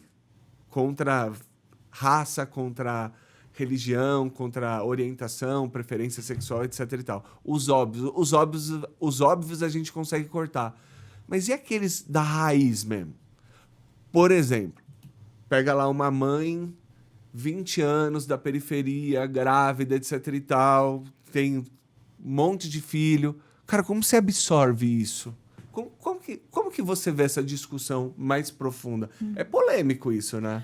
É polêmico porque não é um assunto que tem uma solução. Então faça isso, né? Uhum. Tem muita coisa envolvida e muitas vezes, assim, as coisas que estão sendo discutidas, elas estão aqui na superfície, né? O que está por baixo disso aqui é um negócio que, assim, quase que não tem fim. E aí, para você resolver... Como que você resolve uma coisa dessa? Então, não é um assunto simples e, por consequência, não tem uma solução simples. É um monte de coisa para fazer. Um monte de desafios, né?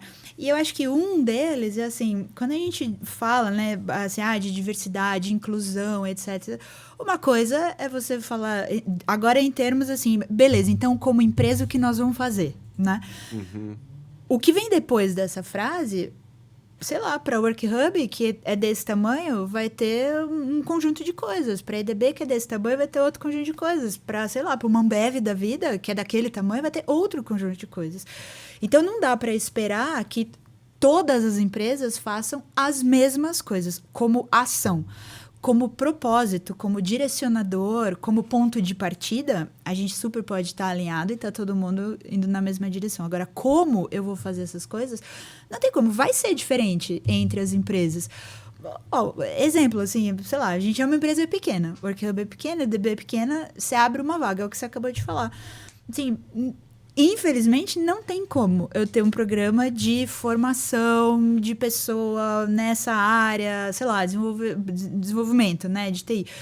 Formar, para ensinar, para não sei o que, para daí chegar, começar a entrar no time, ter tarefas mais básicas para ela conseguir se desenvolver, Aí, então, ela virou uma pessoa, sei lá, júnior, plena, tal, no time.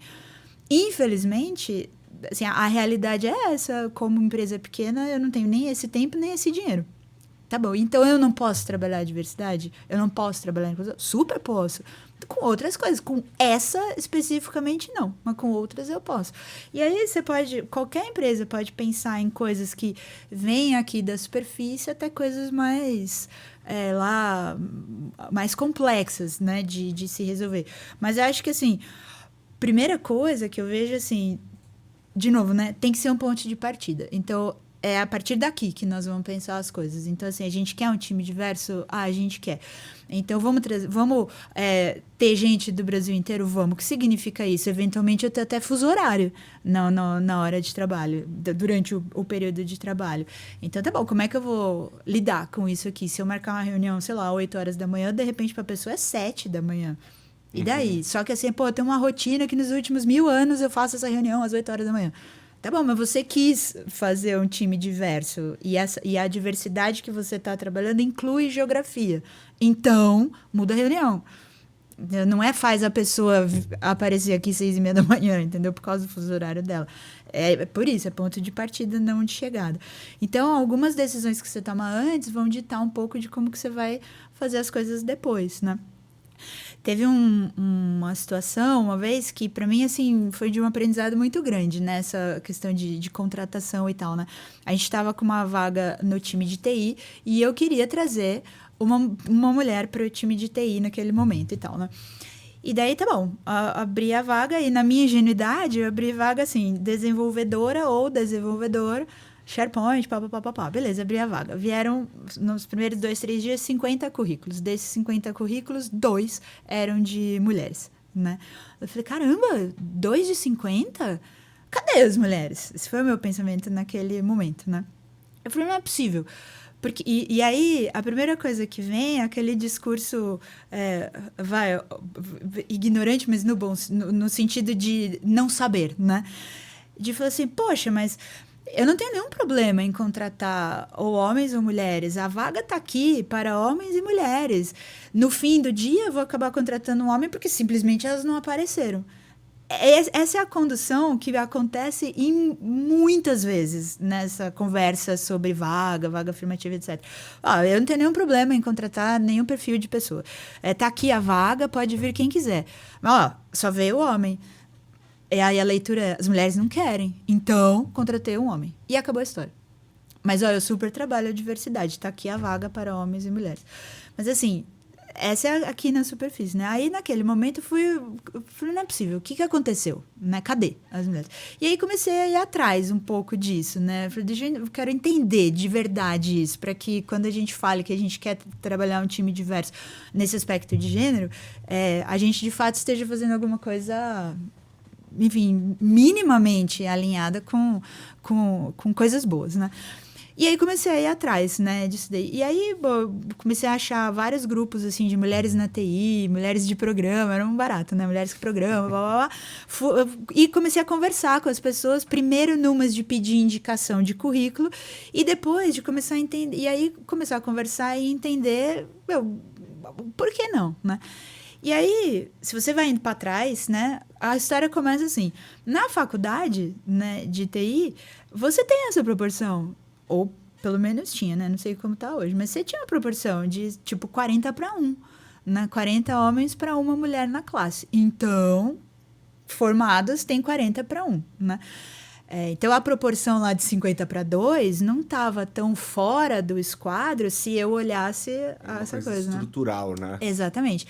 Tá bom, e por que só tem 2? Ou, enfim, tá bom, dessas 2 que se formaram e entraram no mercado de trabalho...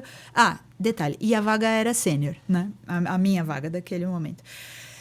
Aí elas entraram no mercado, então cadê? Que entrou naquele momento, daí foi seguindo, então cadê as mulheres sêniores, né, do mercado?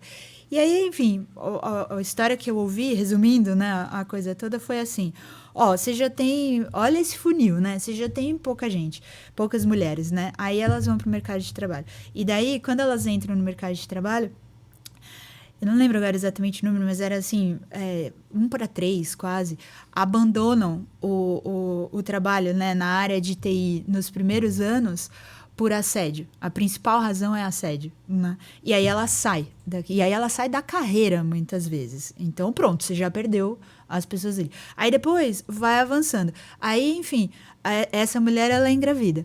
E aí, aqui tem uma coisa que vale outro podcast, né? Que é assim, a licença maternidade, da forma como eu vejo, pelo menos, ela não é um direito, ela é uma obrigação que puseram para a mulher, que pode ter feito sentido em algum momento, né? Quando alguns homens discutiram essa história, mas assim, eu sou obrigada a abandonar a minha carreira e o meu trabalho. Eu sou obrigada a ficar em casa 6 meses, querendo eu ou não, né? Se você não quiser, você não... Eu não tenho escolha. Sabia disso, Andréia. Você tá aqui, licença maternidade. Tchau. E se você trabalhar, a empresa corre o risco de processo trabalhista, entendeu? Então, assim, a regra é essa, você está com licença maternidade. Até logo, volta daqui 6 meses. Só que, assim, tem gente que adora e quer, tem gente que não quer. Eu conheço várias mulheres que, assim, não quero ficar fora. O primeiro mês tudo bem, a primeira semana tudo bem. Enfim, ok, mas pronto, agora eu quero voltar. Não. Você tem mais 4 meses aí que você tem que ficar fora, né? Então, assim... Aí essa pessoa engravida, ela sai do mercado de trabalho. Se a gente pensar na velocidade que as coisas mudam hoje, 6 meses depois, a empresa mudou a linguagem de desenvolvimento que ela tinha lá dentro. Estou aqui exagerando, mas enfim. Eu entendi. Essas mudanças vão acontecendo. E você vai perdendo, né? Você vai ficando para trás. Então, é difícil você abrir uma vaga sênior e querer que esses grupos que não tiveram a mesma condição de velocidade, né, na carreira... apareçam na mesma proporção do que homens brancos, héteros, pá. Então, assim, é óbvio que eu vou abrir uma vaga e não vai vir na mesma velocidade, na mesma proporção, os outros grupos. Em relação ao grupo, enfim, né? Como eu falei, homens brancos, pá. Então, se você já sabe disso, você tem que pensar algumas coisas diferentes, já que tempo e dinheiro são coisas mais restritas para uma pequena empresa, entendeu? Então, você tem que criar relacionamento com esses ambientes onde ajudam formação, no caso aqui, né, de mulheres. Você tem, em vez de abrir só a vaga sênior, então vamos abrir as vagas júniores e ajudar a formar essas pessoas no mercado. E aí, então, um dia eu vou ter um montão de sêniores mulheres em vez de só júniores, por exemplo, né? Então, qual é o nosso papel como empresa pequena dentro desse desafio enorme que é essa questão da diversidade e da inclusão de outros grupos? Isso a gente está falando de mulheres. Se a gente falar, sei lá, de pessoa trans, por exemplo, a quantidade de coisas que aconteceram e de desafios assim que a gente nem imagina que aconteceram na vida dessa pessoa. Uma vez eu vi a história, a pessoa foi colocada para fora de casa com 16 anos, morou na rua, foi para abrigo, aprendeu a programar, não sei o quê, voltou para o mercado de trabalho, conseguiu entrar na faculdade com 20 anos, com 25 ela era júnior numa empresa. E aí, ela sofria bullying, porque assim, como assim você é júnior com 25 anos? Você não vai pra frente, não tem futuro. Não adianta dar oportunidade, porque se não deu certo até agora, não vai mais dar. Sabe aquelas coisas assim? Mas você não, olha o que foi a vida da pessoa comparada com a sua, para que ela conseguisse estar lá naquele lugar, né? Eu acho que é bem profunda e filosófica essa conversa, mas parece que a carreira profissional, ela não condiz com a realidade do desenvolvimento, do desenrolar da vida e, às vezes, dessa questão física e fisiológica mesmo, como você colocou, da mulher, com relação à maternidade, à licença maternidade, com essa questão social de oportunidades que as pessoas têm. Eu estava tendo uma conversa com a minha mulher, assim, recente. A gente tem um filho, e vários amigos nossos, né, casais, tendo filho agora e tal, não sei o quê, e muitos com muita dificuldade. Porque, por alguma razão, a gente esperou, né? As pessoas esperaram a vida dar uma levantada financeira. Eu tava fudido, cara, com 20 e poucos anos, 25 e tal. Não dava. Seria um problema naquele momento, né? Agora, mas eu tô com 39, minha mulher tá com 37, acho que a Mari tá, 37. Só que o corpo da mulher, para engravidar, é muito mais simples antes dos 30. Mas agora, mas não é a fase profissional delas, tá acelerando naquele momento. É muito doido esse conflito, né? E muda muito a vida da mulher mesmo, assim. De boa, assim, eu falo isso com toda a tranquilidade. Eu acho que eu sou um puta pai. Mas nem de perto eu tenho a mesma carga de trabalho que a Mariana tem. Não tem comparação. Até por uma demanda dele mesmo, assim, do Heitor. Eu não sei, eu acho que a gente se desenvolveu como sociedade de uma maneira estranha. Parece que afasta a possibilidade de ter filho, de desenvolver as coisas. E tão cedo você tem que escolher, né? Com 17 você tem que escolher uma faculdade. Você tá maluco, cara?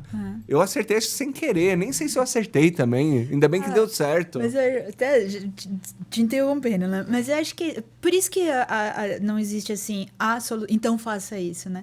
É muito aspecto relacionado aos modelos que a gente vive hoje, né? Então, tem aspectos comportamentais, tem aspectos culturais, tem aspectos sociais, tem econômicos, tem aspectos de legislação... Tem um monte de coisas, assim, religiosas, tem um monte de coisas que põem tempero, né, nessa história. E eu acho que, assim, essa é mais uma coisa que a gente tá naquele ponto da curva lá de cima, né, que não é mais aquilo, mas você também não tá vendo exatamente o que é pela frente. Porque tem certas coisas que simplesmente não cabem mais. Ponto. Tem solução? Não tem ainda. Então o que a gente faz? Não sei, mas daquele jeito não é. Então vamos tentar outras coisas, né? Então, hoje, por exemplo, sei lá, falando da mulher, né? Tem muita gente que ainda pensa, sei lá, de um outro modelo, ou que quer, como eu falei, né? Quer ficar em casa lá os 6 meses. Mas, assim, tem um monte de mulher que nem quer ter filho. E hoje, até hoje, você nasce, né, menina, e em algum momento já tá namorando? Aí quando você namora, assim, e aí, quando que vai casar? Aí você casa. E quando que vai ter filho? Aí você tem. Quando que vai ter mais um? Porque, coitado, não pode ser sozinha, né? Eu tô nessa aí. Exato. Então, assim, você já nasce meio que com a tua vida planejada, entendeu? Pela sociedade. E se você quer romper isso de alguma forma, é um rompimento, não é simplesmente assim. É traumático, né? Eu quero a coisa A ou eu quero a coisa B, entendeu? Hoje fala-se muito dessa questão da síndrome de impostora, né, da mulher. Por quê? Porque se a gente for falar aqui, né, culturalmente, historicamente e tal, pensa, criança, né?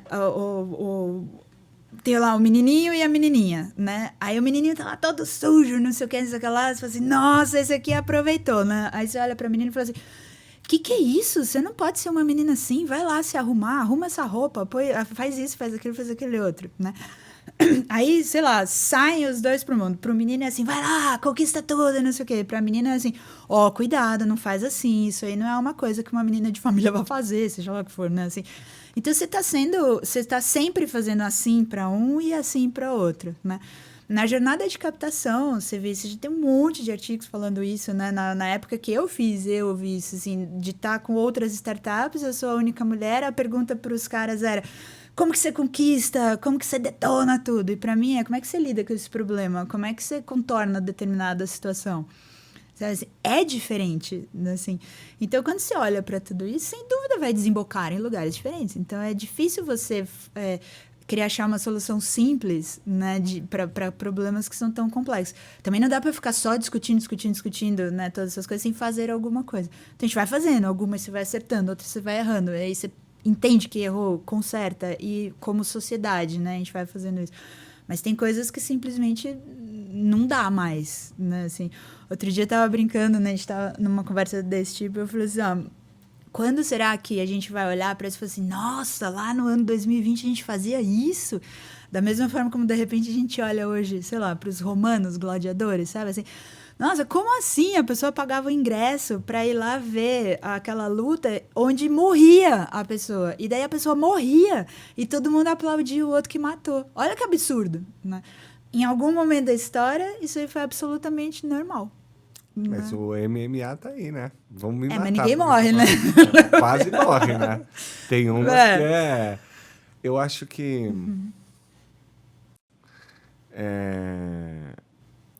A gente ainda tem... Eu entendo o seu racional, assim. A gente vai olhar para trás e vai ser uma coisa meio fumar no avião. Algumas coisas. A gente vai se perguntar por que a gente fazia isso, né? O MMA é uma arte marcial, tá, gente? Foi só uma comparação, mas o modelo de botar duas pessoas para travar uma luta e gerar um entretenimento em volta, essa lógica ela permanece. Sem a morte. Sem a morte. Mas se dependesse da plateia... Talvez. Então vai saber. Em tempos de polarização, né, assim, vai saber o que, como grande grupo, né, sei lá, não pensaria, mas... Para eu te liberar dos temas polêmicos, pronome neutro. Você é a favor do uso da linguagem neutra? Você já se posicionou assim publicamente. O que é linguagem neutra e por que você defende? Eu acho que, assim, se a gente quer, de fato, ter um ambiente inclusivo e diverso, e agora eu não estou nem falando mais dentro da empresa e tal, é no modo geral. Então, de novo, é ponto de partida, né? Então, eu preciso conseguir incluir todas as diferenças, né? Toda a diversidade de pessoas, enfim, que tem ali naquele grupo. Então, vou dar um exemplo assim, eu, mulher. É natural, todo dia eu estou em alguma situação onde a maioria de negócios, né, onde a maioria das pessoas ali é homem. E daí a conversa, ela é inteirinha no masculino. Então, é o CEO, ou CFO, ou empreendedor, ou fundador, ou todo mundo, mesmo que eles estejam conversando comigo. Né? Já aconteceu da pessoa virar para mim e falar assim, então, porque como o CEO da WorkHub se posicionou, assim, né? E estava falando comigo e me chamando de o CEO o tempo inteiro. Até que eu virei para ela e falei assim, você me apresenta a qualquer momento? A pessoa parou assim, o quê? Eu falei, o CEO da WorkHub, porque eu não sei quem é, né? Eu falei, não é você? Eu falei, não, eu sou a CEO da WorkHub. Né? O CEO, não sei quem é. Desculpa, é modo de dizer. Eu falei, não é modo de dizer, porque eu estou na sua frente. Né? Isso aí já é assim, é outra história. Né? Assim, se é modo de dizer, enfim, está mais errado ainda. Né? Tem 2 problemas agora. Mas, enfim. Então, tem uma questão assim, de você conseguir falar com as pessoas que, de fato, estão ali com você. E isso inclui várias, né? Não só o cara que está ali falando com você. Então, tem uma questão de estrutura da língua, tem uma questão cultural, tem uma questão de sociedade, tem uma questão de modo de falar, né? Porque sempre foi assim, eu aprendi assim, e o assim será é o seu problema, né? Que precisa ser tratado, assim. Hoje não é mais só o cara que faz um montão de coisas, né? Se em algum momento não tinha nenhuma outra figura que realizava aquela coisa e a única figura que existia era o cara, dá para entender porque que tudo foi criado a partir desse o, né? Mas hoje não é mais assim. Mas sempre foi assim. Tá bom, sempre foi, mas agora não é mais. E agora você já sabe. Então agora muda. Porque agora não é mais modo de falar. Agora já dá pra achar que é de propósito que você tá falando. Entendeu? Então, tipo, igual esse cara, me chamar de o CEO, ele poderia não ter percebido, mas agora ele sabe. Então, se ele falar o para qualquer outro grupo que não seja estritamente masculino, então agora eu posso entender que é de propósito. Então, não, assim... mas então eu sou a favor e uso e tento usar e acho que isso tem que ser como é? Agora me fugiu a palavra, não é intencional, tem que ser intencional. Por quê? Porque não é natural, porque o natural é o que a gente aprendeu a fazer desde sempre. Então não é natural, tem que ser intencional e tem que mudar até ficar natural de novo. Então, você tem várias coisas, né, aparecendo, várias iniciativas, tem os pronomes neutros, enfim, já passamos pelo X, já passamos por várias coisas. Acho que é importante, é como você meter o pé na porta, assim, para evidenciar alguma coisa. Mas eu acho que, assim, tem coisas simples que a gente pode começar a pensar, daí falando como empresa, por exemplo, mesmo como pessoa, que, assim, a gente tem uma palavra na língua portuguesa que é pessoas. E pessoas é todo mundo. Não é o cara, nem a mulher, nem... Enfim, né? É pessoas. Então, tá bom. Se eu determino que na minha comunicação eu vou falar de pessoas para pessoas, sobre pessoas, isso já guia a minha comunicação. É fácil? Não. Dá trabalho? Dá. Por quê? A estrutura da língua é baseada num plural masculino e por aí vai. Então, se eu tenho um homem e uma mulher, o pronome que eu vou usar é o, pela gramática, né? Então, sei lá, se tem eu empreendedora e você empreendedor, alguém vai falar os empreendedores que estavam aqui na mesa, né? Agora, essa pessoa poderia falar, as pessoas que empreendem e que estavam na entrevista fazem isso, isso, isso. Então, pronto, são as pessoas, eu e você. Entendeu? O que você está dizendo é que dá para fazer alguma coisa com as palavras que já existem, para ser empático com todos os tipos de público. É isso? Acho que pode ser um excelente primeiro passo nessa direção, entendeu? Porque as outras formas de linguagem neutra, né, o E, o U e tal, ainda causam muita dúvida, ainda causam muita discussão, causam muita coisa. Não significa que não é para olhar, para saber, para entender e etc. Mas, assim, você quer dar um primeiro passo agora? Agora, assim, não precisa fazer nenhum estudo. Agora. Então, tá bom, para de falar, de chamar todo mundo de o e tenta chamar de pessoas. E aí acontece um fenômeno muito engraçado, que às vezes eu faço e é muito engraçado ver a reação das pessoas, né? Pessoa como substantivo, né? É um substantivo feminino.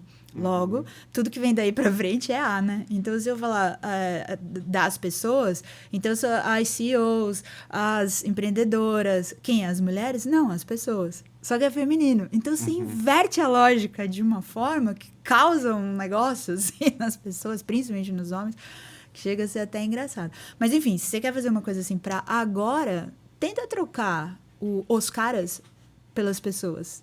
E aí você vai ver o efeito que isso aí já dá, entendeu? Uhum. E não precisa ir, assim, nada muito mirabolante para poder fazer isso. Mas tem que ser intencional, porque vai dar trabalho. Várias vezes você vai falar, você vai ter que voltar e pensar para falar de novo. Porque você precisa aprender a construir a frase dessa forma. Né? Tem uma briga política sobre isso também, assim, né? Que acaba... Vou falar a minha perspectiva. Como homem... Primeiro, como cidadão, jornalista, enfim, um estudioso da língua. Não sei se eu posso me classificar dessa forma. A gente tem a questão gramatical que você colocou. Que existe um coletivo, uma forma de falar que parte do masculino. Eu compreendo que pode ter sido uma relação cultural. É o que você está sugerindo, é o que você está colocando e faz sentido. Por outro lado, a gente tem o todes, o elo, que está se comunicando com um determinado tipo ou perfil de pessoa, um determinado perfil de público, vamos dizer assim. Que são palavras que não existem na língua portuguesa. São palavras que não existem. Mas eu estou entendendo que você colocou assim, pô, isso daqui é um pé na porta. Porque as palavras não existem, mas para a sociedade essas pessoas também não existiam. Ou, no mínimo, não deveriam existir. Pior ainda, né? Não deveriam existir. Essa ideia de fazer essa salada de fruta com aquilo que a gente já tem parece bastante razoável, né? Sim, e eu acho que os dois caminhos são razoáveis. Nesse pensamento, se você pensar até meia hora atrás, deletar também não existia, escanear também não existia, scrollar, também, stalkear também não existia. E hoje, assim, tá aí, né? Pensa a sua vida sem um deletar. Você não tem que palavra que você bota no lugar disso? Nem tem, né? Assim, excluir, né? Não vai rolar. Então, a língua é uma coisa viva, assim, você pode falar disso muito mais propriedade do que eu, né? E, aliás, tem gente que super pode falar com muito mais propriedade sobre essa questão do elo, do e e tudo mais, né? Mas eu acho que, assim, é um movimento... primeiro, como língua, eu acho que é um movimento natural, assim, o tempo inteiro a língua muda organicamente ou determinadamente, né? Em algum momento, aquele povo doido resolveu criar a regra do hífen, né? E bagunçou a nossa vida, né? Ninguém mais sabe se micro-ondas tem hífen ou não tem, paraquedas tem hífen ou não tem, por aí vai. Mas tantas outras mudanças são orgânicas e vêm com a mudança e a evolução como sociedade, como grupo, como cultura e tudo mais. Então... E, assim, não tem o que discutir. Vai mudar. Vão aparecer essas outras formas, né? E é o que você falou, assim, se não existia na língua, talvez seja porque a gente não queria nem que existissem como pessoas, né? Vai saber, né? Qual é a origem A gente profunda. não, mas tem essa... A gente sabe que tem esse... a gente como... sociedade. Né?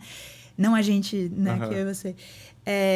Então, eu acho que... Por isso que eu brinco, assim, que é um pé na porta, porque, assim, olha... Isso aqui também. A gente precisa considerar, precisa olhar, existe e precisa ter um jeito. Se não tinha antes, então vamos passar a ter agora. Da mesma forma como não tinha determinadas coisas antes e agora tem. Né? E de tanta coisa que a gente conversou hoje aqui, que ontem não tinha, hoje tem. Né? Assim, então, acho que é um movimento que é natural e que não tem volta, não pode ter volta, entendeu? Mas, assim, é uma coisa que você vai ter que dar algumas batidas, assim, para chegar. E aí, por isso que eu acho que quanto mais frentes tiverem falando a respeito disso, achando caminhos para isso, mais rápido a gente chega logo do outro lado, entendeu? Que não tenha mais esse tipo de problema. E que questões como essa não são mais pauta, porque, enfim, não é um problema, entendeu? André, a gente está chegando ao final do nosso podcast. Você quer deixar algum recado final para quem está assistindo? Olha, acho que a gente está num momento assim de muitas mudanças, né, tecnológicas, sociais, culturais, enfim, né, comportamentais e tal. Mas uma coisa que vem me incomodando muito é a falta de capacidade das pessoas de empatia e de análise e de ponderação. Então, assim, no momento como o de hoje, né, do histórico, né, de hoje, que a gente não tem mais tantas certezas, a gente tem muito mais perguntas do que respostas, né? Acho que vale, assim, eu penso, à luz dessa última parte da nossa conversa, né, assim, acho que vale o interesse, a curiosidade de saber, de entender, de perguntar, de ouvir, né, e a gente, acho que com isso poderia criar uma sociedade, assim, um pouco mais calma, um pouco mais inclusiva, um pouco mais empática, né. Eu acho que o momento atual nosso, acho que convida para isso, assim, você não tem mais as respostas, né. Obrigado pela sua participação, por dividir a sua história com a gente, pelos seus ensinamentos. Gosto muito de conversar com você, aprendo muito com você. Você que está aí do outro lado, agradecer a sua audiência, a sua paciência, pedir para você curtir o canal, curtir o vídeo, compartilhar, clicar no sininho, se inscrever, deixar comentários e ajudar a gente nesse processo aí que a gente está construindo, tá bom? Muito obrigado, até a próxima, um abraço, tchau!